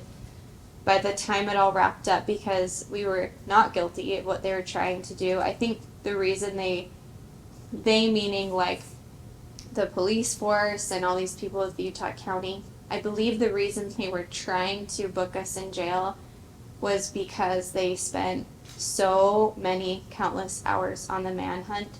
Like, to put it in perspective, this is like possibly hundreds of thousands of dollars. And when the girls were found, like news crews were all over this and asking the Orem police questions. And they were very, very unhappy that they weren't even the ones that found them after all of that work. I mean, So they're just trying to get even. yeah, it was like almost like they want something to show to the public for all of this, because they've also spun it a certain way in line with my dad. And so but I still don't know all the reasons why they tried. So yeah, that was a crazy time. We had to hire another attorney. Like, husband and I sold our car. We were living in a 300 square foot apartment without our own kitchen. Like, we were doing everything possible Your to. husband's a saint. He literally is like, he's a warrior spirit, and I think that it proved that. I mean, he just instantly came in and just stood up for me, and it was because he'd been through stuff in his past too, and he just understood, and I'm so grateful for their family. But yeah, it was just us paying for like all this stuff, the attorney, and so it was crazy, but in the end, the worst thing that happened was I had to be booked for one day and fingerprinted and go sit with inmates with my newborn baby screaming in the car for 4 hours because they wouldn't let me out to feed him. He was with my husband, obviously, but it was like it was just another layer of trauma It's just to everything trumped-up else. Church. I mean, you didn't even do anything. Yeah, they tried to charge me with like aiding and abetting and kidnapping, and my mom with like kidnapping of my sisters, and yeah, that's why. They had no proof. No proof. And that's How what ended up sick. happening. So what's kind of messed up with like our system, this is the way I think it's always been, but even like with criminal charges like this, someone can say, I have a packet of information, it's going to indict you and you're going to jail, and try to scare you and threaten you. And then it's up to you to almost play chicken and be like, no, I know I'm not guilty, so I'm just going to continue to say I'm not guilty. Even my attorney, my first attorney, she said, you should just take their plea deal. And I'm like, I'm not paying a penny. I am not doing that because I'm not guilty of what they're saying, and I know they don't have any evidence. And so I hired another attorney, had to hire a second one.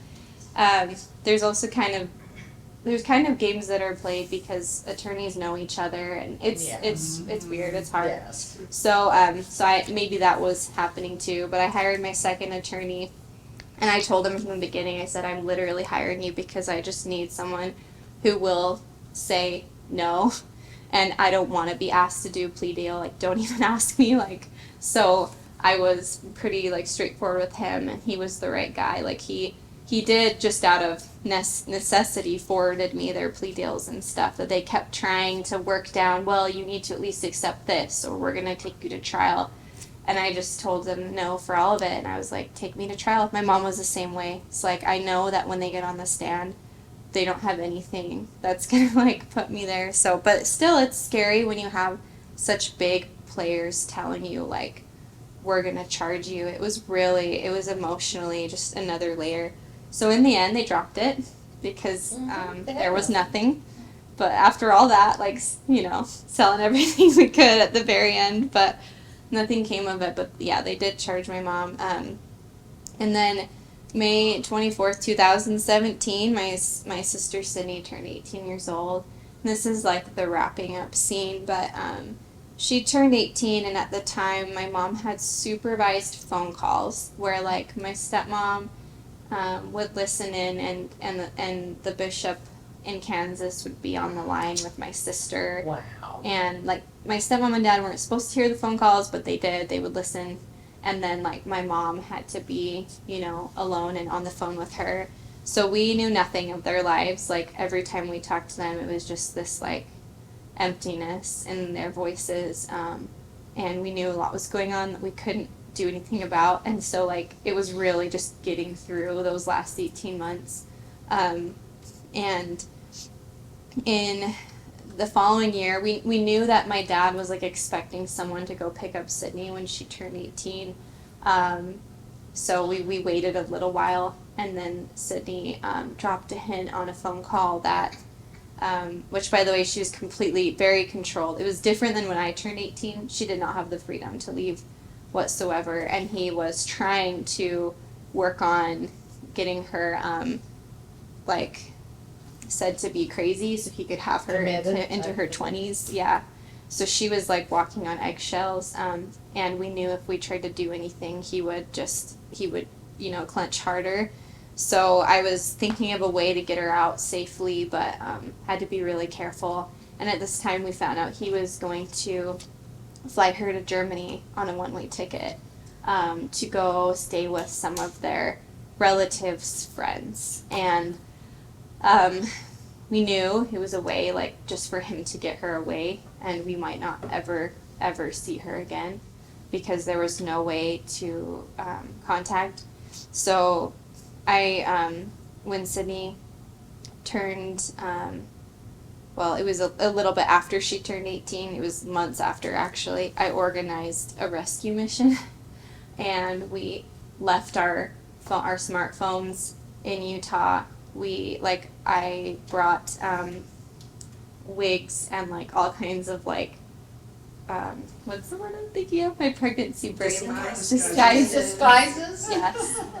Disguises, and we got a rental car, and I hired a private investigator. Like, we scraped together everything we had to hire a guy who literally, like, he was amazing. He treated the situation exactly as he should have. He asked me all the right questions. Even until we drove out, he's like, I do believe you, and I want to believe you, but he's like, I still cannot be involved in, like, taking someone from a situation if they don't want to be. So he's like, until I'm there physically with you and I can verify some of these things, like, he's like, I just want you to know, I feel like you're a good person. But he was really cautious, and in the end he saw everything for himself. And he became like a strength to me and my sisters because he helped actually get both of them out. And so we organized this rescue So were mission. both sisters 18 at this point? No, just Oh. my oldest. My Oh, okay. second, so they're 18 months apart, so like sometimes they're 2 years and sometimes it's, Yeah. so Danny wasn't going to be turning 18, I believe, until like October 2018. So we drove to Topeka, Kansas. I was with my uncle and my husband, and it was literally like a movie, and I swear we were so guided because we went out completely blind. We didn't even know for sure that their address that was years ago was still their address. We didn't know where the girls were going to school or working. So, for example, at one point we found out where their school was because the PI kind of watched where they drove from the house. And when we got there, it was completely a lockdown facility. So, like, you had to have, like, a special card to get in. School was a lot. Yeah, like, he had all the teachers on alert watching the girls. Everyone in the school was watching the girls, like, Wow. because they believed that they were going to be, like, someone would come to pick them up. Yeah. So, everyone, that's the thing, too, about the Kansas situation is everyone in Kansas believed my dad because he was the only person out there. Like, at least there was some established history in Utah. There were some friends of my mom's, like I said, and things who were supportive and knew because they'd seen things. But it was just, it was crazy out there. So we obviously couldn't go into the school, super heavily monitored. So we literally had 2 days to do all of this, and I feel like we were guided, like, this is what you need to do, and this is what you need to do. And even down to the rental car, there were miracles because we did not end up in the car that we rented, and it was for a reason. And so it was just amazing. Like, all of us that were there will never forget all the things that happened. And we eventually found my sister, Sydney. We contacted her through Danny, my youngest sister, because we found out where she worked first. We went through the checkout line, and someone told her, like, your sister's in the parking lot, and she came out and on her break, and we just, like, embraced. And this is the first time, this is in fall 2017, this is the first time since 2014 that we've been together, because even in the Slate Canyon visits, we were not allowed to talk about anything or to be affectionate or physical at all. And so it was very, very emotional, and she was so grown up. And I just told her, we're here to pick up Sydney. She's like, I wish I could take you right now. But, like, I'm sorry. Because she wasn't of age yet. And she understood. Like, it was really hard for her, but she completely understood. And she's like, I'm just so happy for Sydney. And she explained to me how locked down even her work was. Like, how much just the whole community was aware of, like, the situation from my dad's perspective. And so, and they all, like, followed anything he said. So she had to be really careful. But I gave her a burner phone just for the weekend. I said, I know this is scary. So I said, as soon as we get Sydney out, like, go destroy the phone, whatever you got to do. Like, you don't have to keep it to talk to us unless you want to. And she's like, okay, like, this is what Sydney's plans are this weekend. Like, I'm going to talk to her. And then the next day she had a shift at work. So Danny, like, texted me, this is, like, what she's going to do. This is where to meet her. And so I ended up meeting Sid just in a color me mine kind of a place at a mall there. And we had to be really careful because she was worried even people in the mall would see her that knew my dad. And so we were just kind of sitting by each other, and like I was in disguise and I was like, you know, do you want to come? And I know this has been scary for you. Like, what do you want to do? And after everything we did, like, I think it's very important to say that because even after like all it took to get there, if she would have told me no, like we would have walked away. I knew I would have because I wasn't going to force her to do anything. We've been forced to do everything our whole lives. And if she was too scared or if she wanted to go to Germany, like I was, you know, going to let her, of course. And she just said like, oh, I'm scared, but I want to come, like I'm coming. So it was like a few hours later, we met her in a parking lot. She was supposed to go on a date that night, and instead she like ditched the car and came with us, and we were driving, and I remember crossing the border with her in the car, and I'll never forget sitting in the back seat with her, and the conversations we had was again just very emotional because it was the first time I'd seen either of them in years and been able to have a normal conversation. So Sydney added her name to my petition of abuse, and with that we were able to finally get a date set for trial. And as trial approached, it was going to begin on April 24th, 2018. This was like kind of the same petition of abuse and neglect, but now it had all the recent years of abuse added to it from Sydney. As it was approaching about 2 weeks before, I believe, my dad gave up my sister Danny because he didn't want anything to go to court for what he did. And so I wrote, this is for my blog, but as trial approached, attorneys negotiated Danny's fate due to Brian's hesitancy to go to trial. An order is signed by the judge to send Danny back to Utah to be legally emancipated. The following Tuesday, April 10th, after 5 long years of the family being apart and a lifetime of abuse and court drama, Danny's reunited with her family. And there was only like one news outlet on that day that came and interviewed us. And I think that's how the news goes. Like, it's always covering the drama and the extreme things that are going on. But you know, when that day came, we couldn't have been more happy to be out of the public eye. Yeah. We were just ready to move on with our lives, like, and find out what even is our lives, because this had been our whole life. And so ever since then, like, we've been working on healing. We've all been doing therapy. We've some of us have had to do medication we've all had PTSD, extreme PTSD, obviously.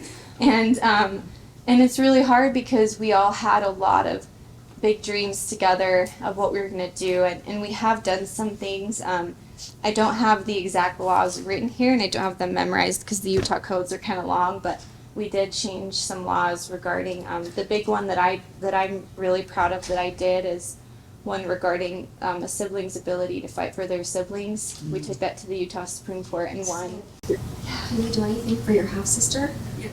Honestly, like, is your dad still not serving time? So there is an update. Was he arrested? Well, there is an update. He should be in jail. He should have been in jail years ago. Yeah. Years ago. I mean, I think they say that. I hate, like, it's a pet peeve of mine to quote statistics wrong, especially in these cases. So I'll do my best. But I think it's that for every, like, 100 sex abusers and offenders, like, one is caught. I mean, it's like, it's really, the ones that are the worst don't get caught, I think. Yeah.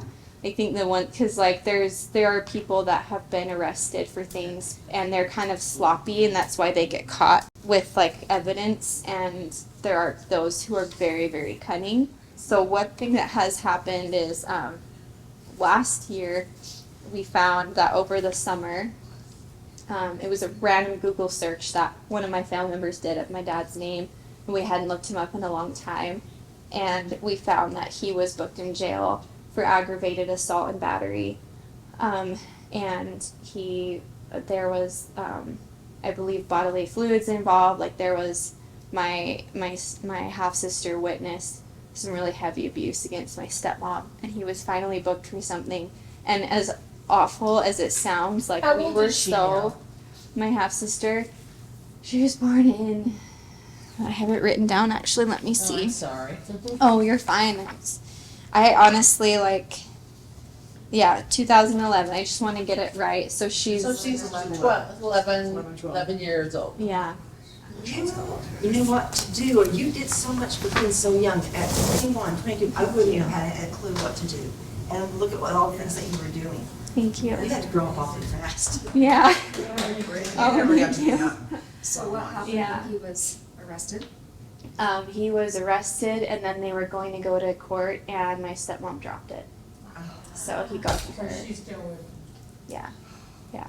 But like it was so awful to see that, but knowing in our hearts these things are happening all the time anyways, it was such a relief to see that. There was some kind of evidence. Like it was for all of us even, it was like a sigh of relief. Like he finally has a mugshot out there, so now people can hopefully be more aware.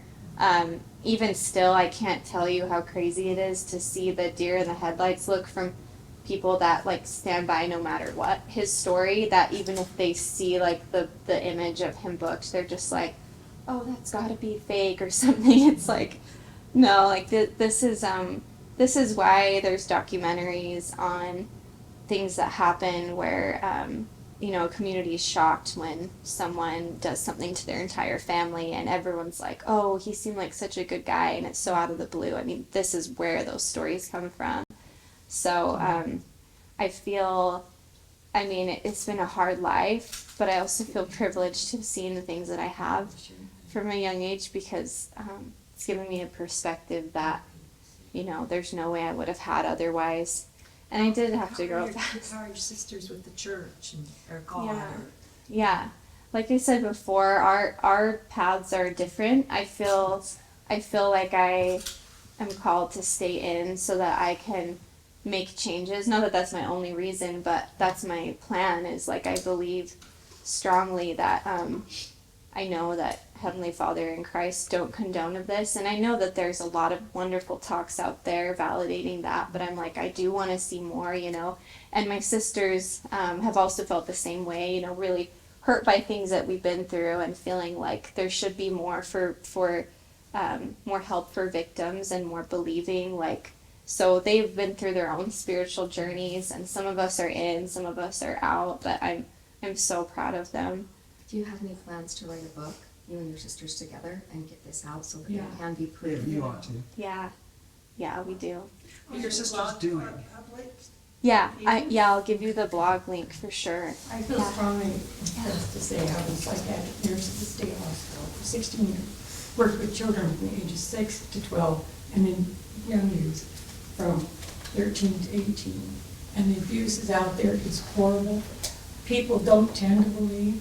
These kids are taught not to talk about it. Yeah. This is the way the family is, this is the way our life is, this is how we love each other. Yeah. They're taught to think this is normal, and that's why you don't see a lot of people speaking up, or the kids, or the victims. And so many times, the victims become perpetrators. Yeah. And Yeah. it's a very vicious cycle. That's why I asked if And his that's why family it'd was be like good to that. have your story out there. It Yeah. really would, because people can see, this does happen, this is true. And I've known it for a long time, but a lot of people want to put their heads in the sand or something and not understand it. And I've seen kids though, that really did have no problems, and they abused their families too. I had one young man who took a knife to his poor grandma several times. Yeah. But it's And out he was there. abused, and He was abused by his own parents, and Yeah. she was just trying to raise him, and she kept taking him back because she felt like she needed to something. She was in had to step danger. up.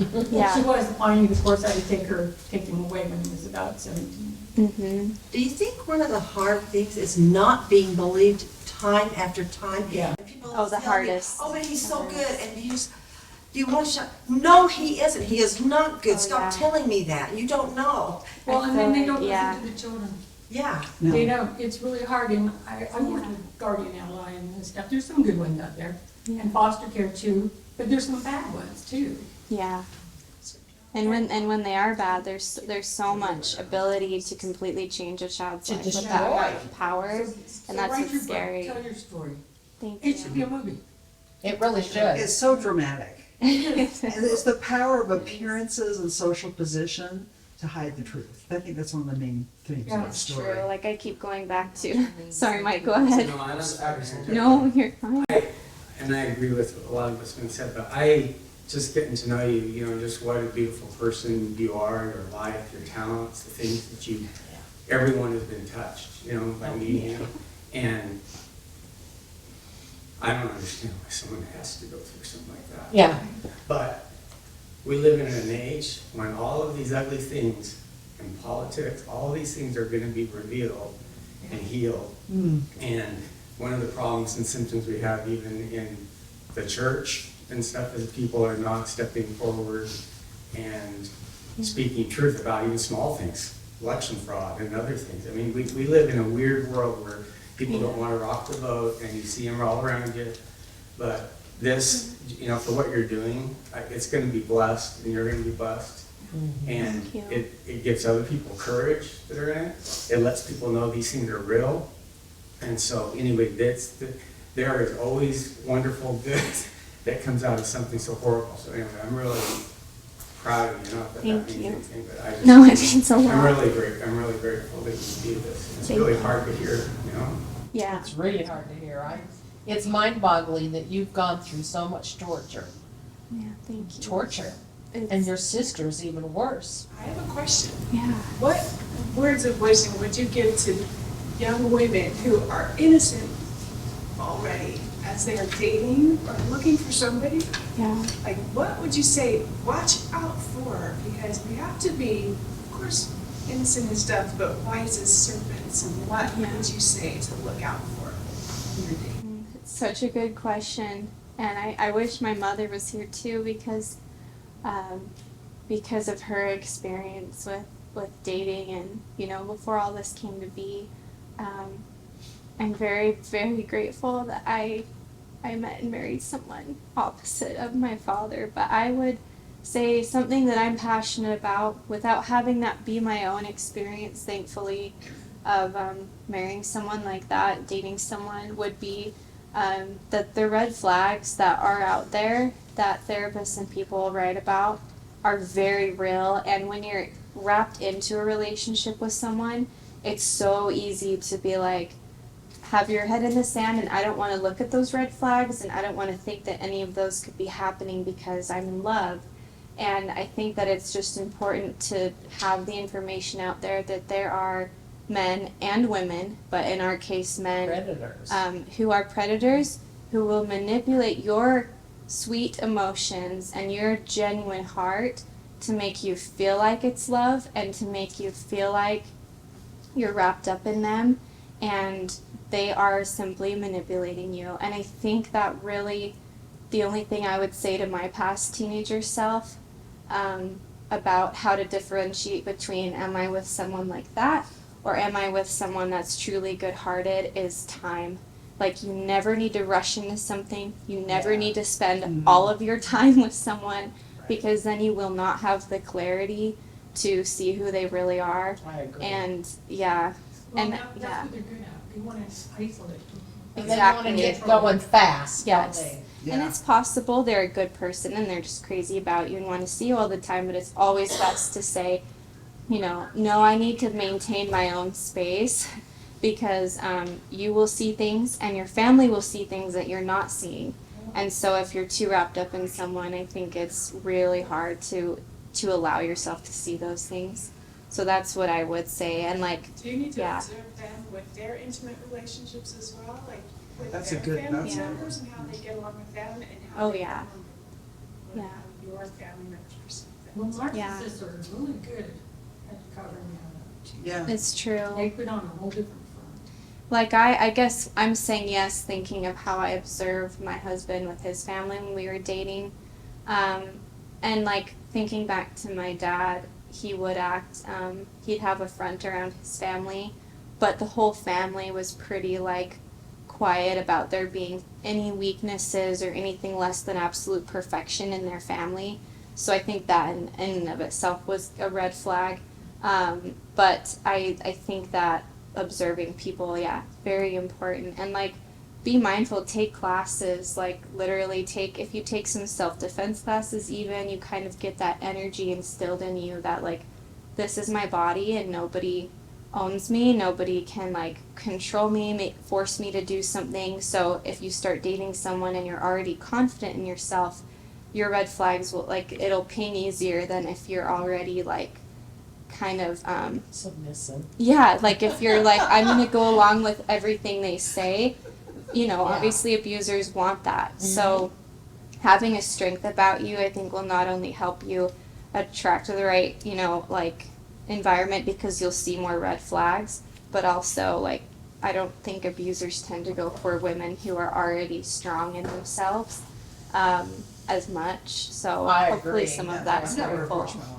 Yeah. And see. I remember somebody saying that when that person is in a crisis or in a stressful situation, you'll see some of that come out more when they're under stress or when, you know, they can't keep up the appearances. It's better to take control. Yeah, but also something that's been happening lately with all the sex trafficking is that this father found on his daughter's back passenger door, so she wouldn't see it going in and out of her car, this tag, just like one of those little black tags that you can just put things together. Anyway, he kept seeing it in the morning. She'd get home at 3 in the morning from work. He kept seeing it there, and he'd cut it off, and he cut for 3 days, and then he talked to his brother, who's in police enforcement, law enforcement, and he just went silent. He said, that's what sex traffickers are doing to mark people that are vulnerable, like her coming home late from work. And just, you know, to be aware, and I've had that happen to me when I lived in Taylorsville. I had someone mark my home and then they actually tried to jimmy the door and somebody was there when I was gone, and the only person that knew was somebody that was in that area that I was going to be gone just for that brief time. So Yeah, situational awareness. So what are Really your passionate sisters about doing that. right now? Yeah. Yep. So, and I'll pass around some pictures while I'm talking about them. They're just some from when we were younger, and then some. So more your recent. sisters, are they? So they are both married now. Oh, good. Yeah, they both. We were all so shaken up by what happened. I feel like we needed some time to all do therapy and different things, and like try to have somewhat of a normal life. So as I've continued to have kids and pursue my art, my second sister actually married a really sweet guy who was the only one in Kansas who believed her.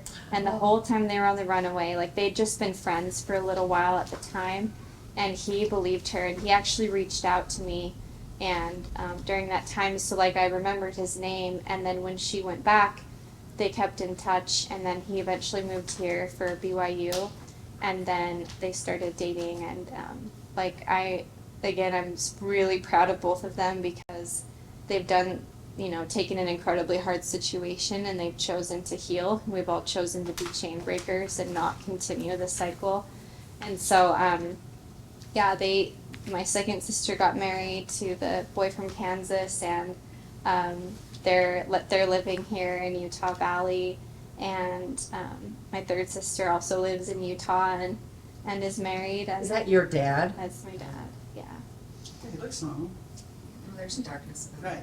That's the worst abusers are the ones that normal. I have a better question. Are like charismatic even, and like Yeah. everyone's Oh, yeah. favorite. That's the hard thing. That's the hard thing. Yeah. So, I've heard it said that, or a question asked, why does God allow these beautiful young women especially to be victimized, all these people to be victimized? And the theory I heard that rings true is that God knows the evil intents of people's hearts, but if they don't have an actual victim, they can't give them the punishment just for the intention of their heart that they would deserve. So they're allowed to act on it, so their condemnation will be complete and full, and their punishment will come.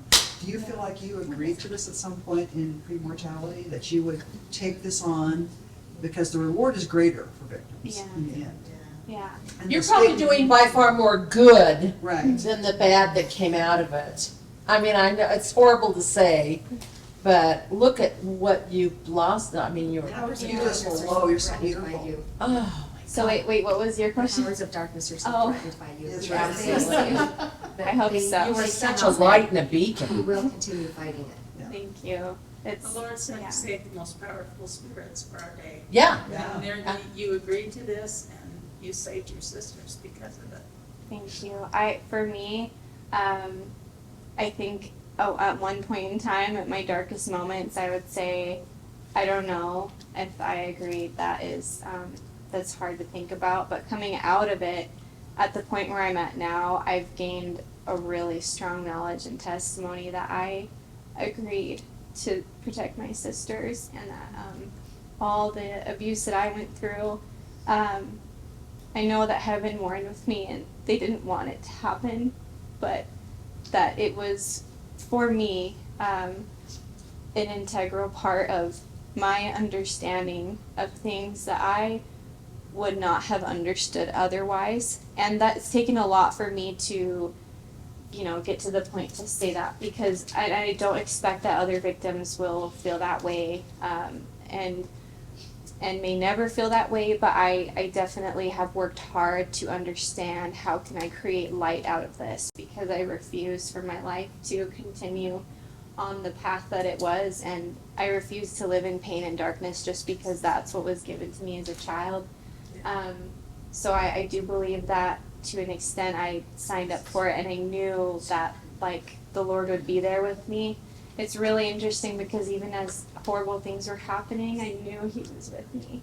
My favorite thing was that poem about the footprints in the sand, Oh, yeah. because that's what I felt. I felt like sometimes I couldn't feel Him near, I didn't see His hand in my life, but it's because He was there carrying me, and He was there in just ways I might not have seen in the moment. But as I've continued therapy and things, it's been incredible too, because on the note of creating light out of dark situations, I'll have beliefs and things come up still that I'm working through.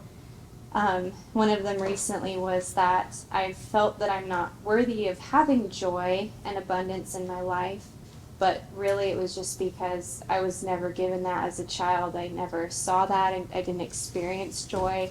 And so it's foreign to me, and so I'm getting to experience that now I'm getting as a used to mother. it. Yes, being like, what is this?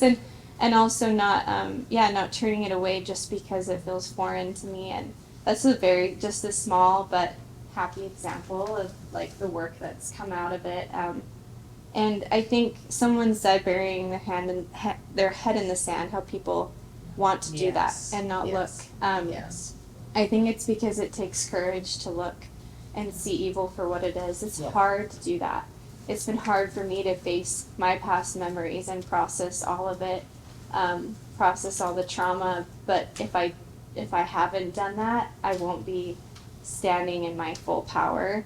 I won't be, there's been times where I've been very physically ill. I touched on that in the last time I came, and even had a near-death experience, and it was my body's way of saying I can't continue in this trauma I've held on to for so long. So I think therapy is huge. I think that miracles happen, and the Lord is aware, and yeah. How was your mom? Yeah, she's, like all of us, processing. I feel like we are all still trying to create the future that we literally would daydream of, because things were always so hard. We just would daydream of one day we'll all be together, and all the courts and our dad, all of it'll be gone, and we'll be able to go on a family trip together, something normal we could never do. And I think that all of us have been a little bit slapped in the face with life's harsh realities. At the end of the day, all of our finances and all of our energy, everything was drained from this, and there was no one going, oh, I'm sorry for what happened, now here, go and have a good life and go fix all your health problems, and kind of hand us things. That doesn't happen. So we've been all working really hard. Right now she's working a lot, and just kind of managing her health and doing things to heal herself, and we're kind of all in that boat, and she's enjoying having grandkids, and like kind of we've all finally gotten to a point where we're processing that we're all at the ages that we're at together, because literally our lives were so scrambled that it's been like, okay, we're all married, we're all at this stage of life, but yeah. So did your mom remarry? No, you're fine. This is my third. Yeah. Thank you. Did your mom remarry? She hasn't. Not yet. I'd be scared. Yeah. Well, she may have too much healing still to do, Yeah. to trust somebody else. Yeah. I think she's content with whatever happens, you know, if she doesn't get married in this life. I'm like, Mom, I have faith. Like, I know that there's someone out there, like maybe when we publish our book, someone will read it and it's the right person and the right timing, because she just needs someone who understands her, what she's been through. It's been a lot. She's sacrificed her life for us, so. Did you say she went to jail? They threw in jail? They tried to, but really the worst they did was book us and, you know, get our like information, so we She each didn't individually. orchestrate them running away, did she? No. So did they reach out to her and she found them? Yeah, Okay. they reached out to her, and then they all collectively decided, they said not to reach out to me because they knew it would put me in danger. They also were like kind of freaked out because they were hearing about me getting engaged and getting married, and my mom was, you know, like, I hope it's a good person, you know, and they were, yeah, it was hard. Anyways, yeah. When she disappeared, where did she go? You said she had disappeared for a while. With the She girls? was working up like an hour and a half north, and so she would be gone for like a few days at a time, if you're talking about that. But then when she stopped answering my texts and it had been longer than a week, then I just kind of knew and hoped that they had connected. So she was on the run with them, like just all over. So you stopped pursuing? She Yeah, was with your yeah. sisters then? Yes. Yeah. The first month they were alone, living alone, and then a month later they made contact with her, and then they were together. So the did rest she of the had a time. job and she was working, you just didn't know where? No, I knew where. Oh. Yeah, she was working for an elderly couple, like a little bit further So away. you You didn't were tell on the the run. police How and did- stuff? Well, I did when, like, I went to them, and it was a little delayed. I think I waited a day after I was pretty sure, because it's like I'm used to being on my own and not talking to her for a few days at that point, going to school. And then that's when the police were like, why didn't you come sooner? And I'm like, well, it's pretty common for her to not answer, but not this long, for us to be, you know, apart. And then they were immediately like, do you know where she is? And is she with your sisters? And I said, well, I don't know, but probably. And I was like, this is what she was wearing when I saw her last. And I like had already given them the information of what they had been wearing the day that it happened. But yeah, anyway, I hope I answered the question. Yeah. Yeah. I have a question. You're saying that when you were, you know, in your early teen years, you know, you're going to church and you had to put on this perfect face and Yeah. everything. And, you know, of course, everybody at church was on your dad's side. Yeah. What signs might people look for? Or how would you have wanted somebody at church to treat you? Or what would you have wanted them to do if they knew? Would you want them to just be there and be support and a friend, or try to get you out, or what? If we see somebody, how would we know that they're in that kind of situation? What should we look for, and then what should we do to help? I really love that question. Thank you so much for asking. Would say that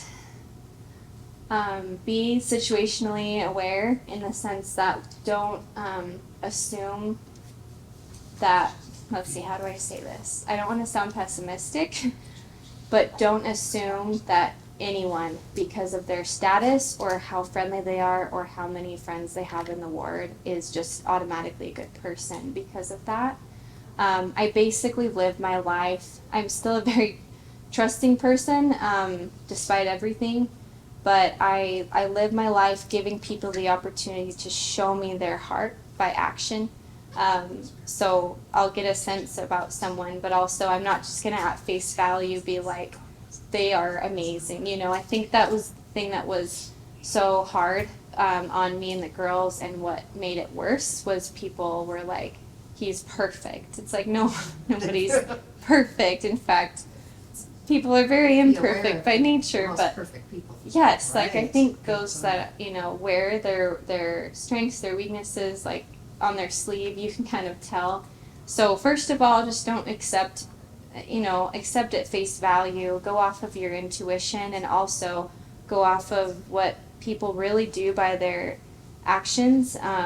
Watch them, and don't just, accept like something that they're telling you after the first few times of meeting you, because that was the other thing as well, is like my dad would always really lead with the story of like, my ex-wife is blah blah blah and she's done this to my family and to me, and people would, oh, I'm so sorry, and he would be crying and get up on the pulpit and cry about the story. And I think that like it's important to just kind of sit back and be like, okay, like I need to be careful not to take action on just hearing something for the first time from someone, and then also I felt that being friendly, like having a leader who was friendly to me, was everything. There were people that were kind of standoffish because they weren't sure what to do about our situation, which I understand, but I had a couple young women's leaders that I'll never forget because they were so kind to me. But also, I wish that I could have been in a safe enough position to take it a step further and open up to them. I felt like I could only merely... Well, you were drop scared of your hints. dad. Yeah. And at the end of the day, I think they still would have believed him, because some of those same leaders I looked up to, once the girls ran away and his story was published online and like things exploded, they did side with him. I don't know if their minds have changed now, because I think that people are more skeptical now that the girls and I have all completely cut ourselves off from him. Like, that shows a lot.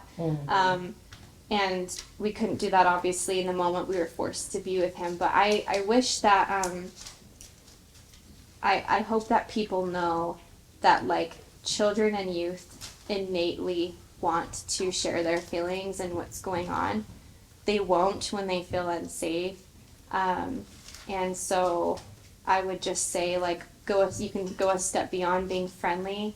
And if you have a feeling that like a youth or a child in your ward is struggling, I would trust that over anything. Like, I would, if the child's ever opening up about something, I would absolutely like be a safe space for them, believe them. Like, just believing them is huge and will make them feel strong. And then of course I believe like everyone should be a mandatory reporter. If people actually like went off of their feelings and reported things they saw, we would have been rescued a lot sooner and had more evidence to work with in the court. So like, I'm trying to think if there's anything that I've missed.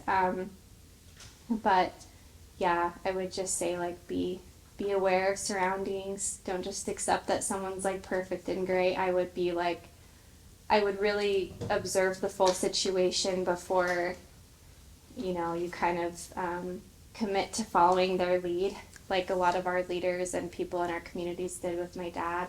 And then also like listen to children, because they really do have a lot to say. And I think that when kids are sharing an experience they've had, they're not lying. Like, kids will. My son's going through that phase where they're like testing things and like learning to bend things and see what you do, but that's very different than if a child's saying like, daddy's like really mean to me and like I got hit, or they'll just say things. I've worked with some kids and I'll be doing art with them and it's like they will just start talking, if they feel safe. So I'm trying to think if there's anything else, that I'm sure there's people here that know things. Oh, yeah. Your blog. Yes. Okay, it's a mouthful because it's my maiden name, but it's Wolferts. WOLF as in Frank. ERTS. It's Wolferts Sisters. Is So it two S's in a row? WOL. Yeah, two S's in a row. In a row. Okay. Sisters. WOLFERTS. Sisters, SISTERS. .blogspot. .com. So yeah, it is a mouthful. I kind of mixed that up. And you'll see it's got the girls' faces, like with them younger, right on the side, and you'll know, when you're in the right place. There is so much there, so still much writing on it? more. I don't. The last one is I actually am going to be though because we are talking about writing. The last entry was April 3rd, 2018, and it talks about the rescue of Sydney, and then at the top, it still talks about like when we were fighting to get Danny back and sitting trial. So, but you can go back and click through.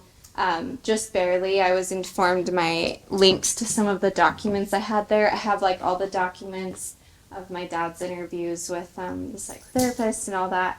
And my like links have expired, so I'm gonna go through and be revamping some of the documents too that have been missing lately.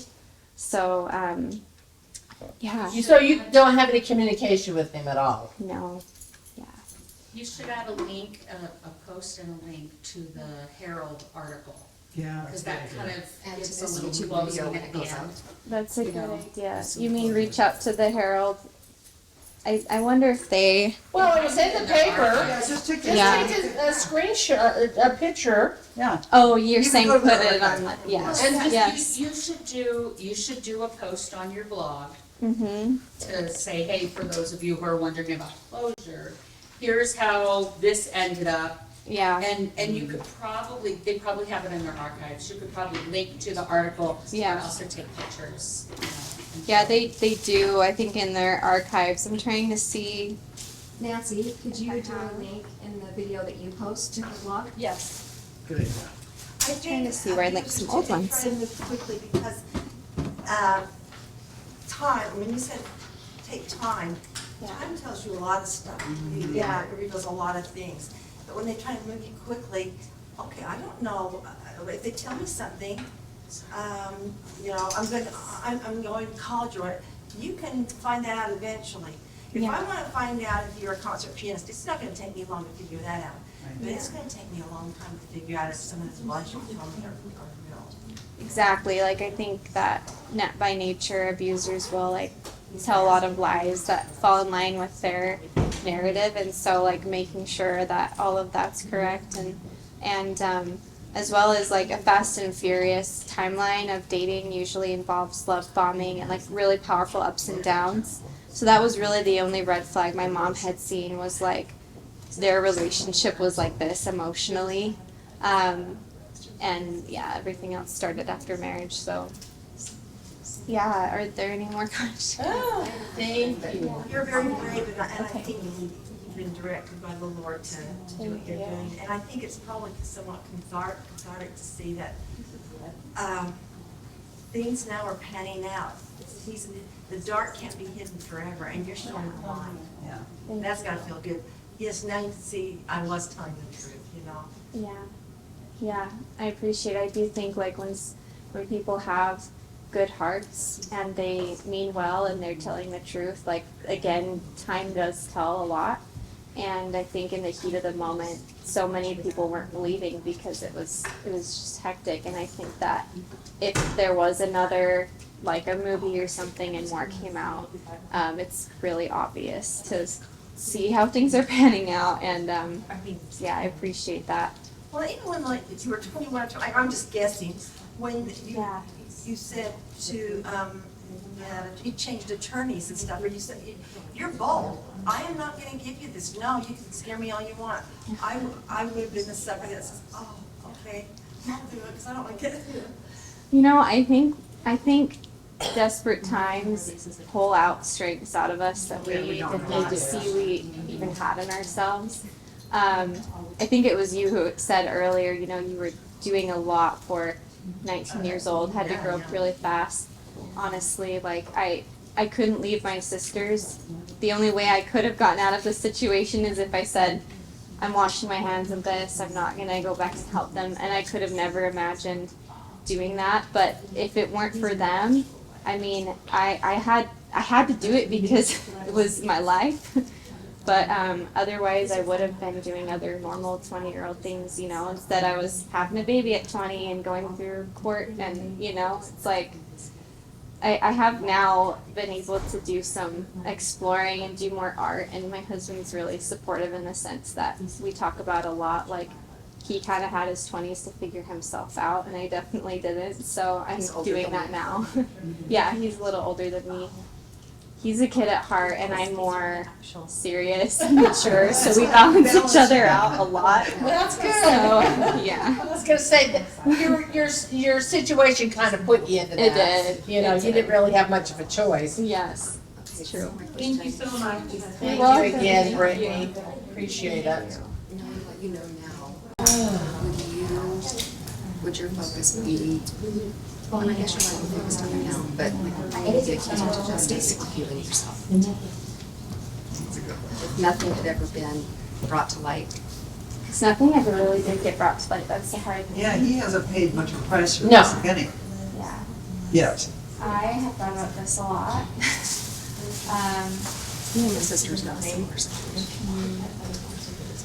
And nothing's ever been. Yeah. And I have Yeah. 2 sisters who are struggling severely with mental illness. I think that bringing justice to the abuser is a necessary part. If other people haven't stepped up to them, it's like if they've had many victims and you know it, but like they're not in jail. I would never tell someone else what to do, but for me, I felt a calling in my heart. I felt something rising in me that was like, this is wrong, and I am the one in the position that needs to do something because nothing's been done. And if I walk away from this, I don't see anything being done. So I mean, I definitely don't regret trying to bring justice to him. I do think that him having my sisters was a factor, because if he didn't have them, I probably would have talked to him. Because I was so young and I just wanted to get on with my life and experience what it was like to have a normal life. But I do think that for a lot of people, the justice is like a big part of their healing because it brings closure. At the same time, if there is truly nothing that can be done, like the situation with our half sister, we are trying to, I didn't want to say this on camera, but we're trying to see what we can do. And there's, Do you have any contact with her? Does she acknowledge anything? so I didn't go into this, but I tried to have a relationship with my stepmom. But when I left, when I was 18 years old, she was little, let's see. Yeah, she was 3 years old. So my sisters were around her when she was older, and they would tell me things about what was going on. Like, you know, she's paying the corner of my school. She has behavioral, like really elevated behavioral stressors and all the red flags of like severe, you know, stuff going on. And when I was in contact with my stepmom, and like when my sisters would try to gain contact with Abby, my dad would always be right there and intervene. So I started Facebook messaging my stepmom, like when the girls were in Slate Canyon and then when they were sent back to Kansas, because she would reach out for my birthday, stuff like that, and it always turned into a manipulation. Like I could tell it was my dad either typing through the screen or was like behind her shoulder telling her what to say. And it made me so sad, because if I could have an unfiltered connection straight to her, he wasn't there, I would absolutely like be right there 100%. And I wanted that, but there's no way. Like he has his hands so dug deep. It's way worse than my mom. So is there nothing you can do now that you guys are free of it? Yeah, If a you lot. can't charge him, is there a statute of limitations? There's lots of statutes that have already passed, like obviously the first 1 or 2 years. I know, because I'm like victims, they go through the events. Yeah, Well, right. that's one of them. Like I'm just having like some of the most awful ones have come up in the past year for me, the memories, and like also victims need they need some time to decompress. You're not just ready to jump into a battle and be like, I'm gonna stand up for myself. Like, yeah, you'll do that in a moment because you're in fight or flight. But then as soon as that moment's over, then like your body would literally force you to stop. At least in our case, like I've seen that happen. And then you have to gear up immediately and be like, I'm gonna file all this stuff. It's hard. We really wanted to do more with the police. And yeah, there are still a few things that we can do. I can't talk about them because we're working on it. Yeah, no, yeah, I'm glad you are working on it. Yeah, thank you. Thank you so much for inviting me. And I appreciate it.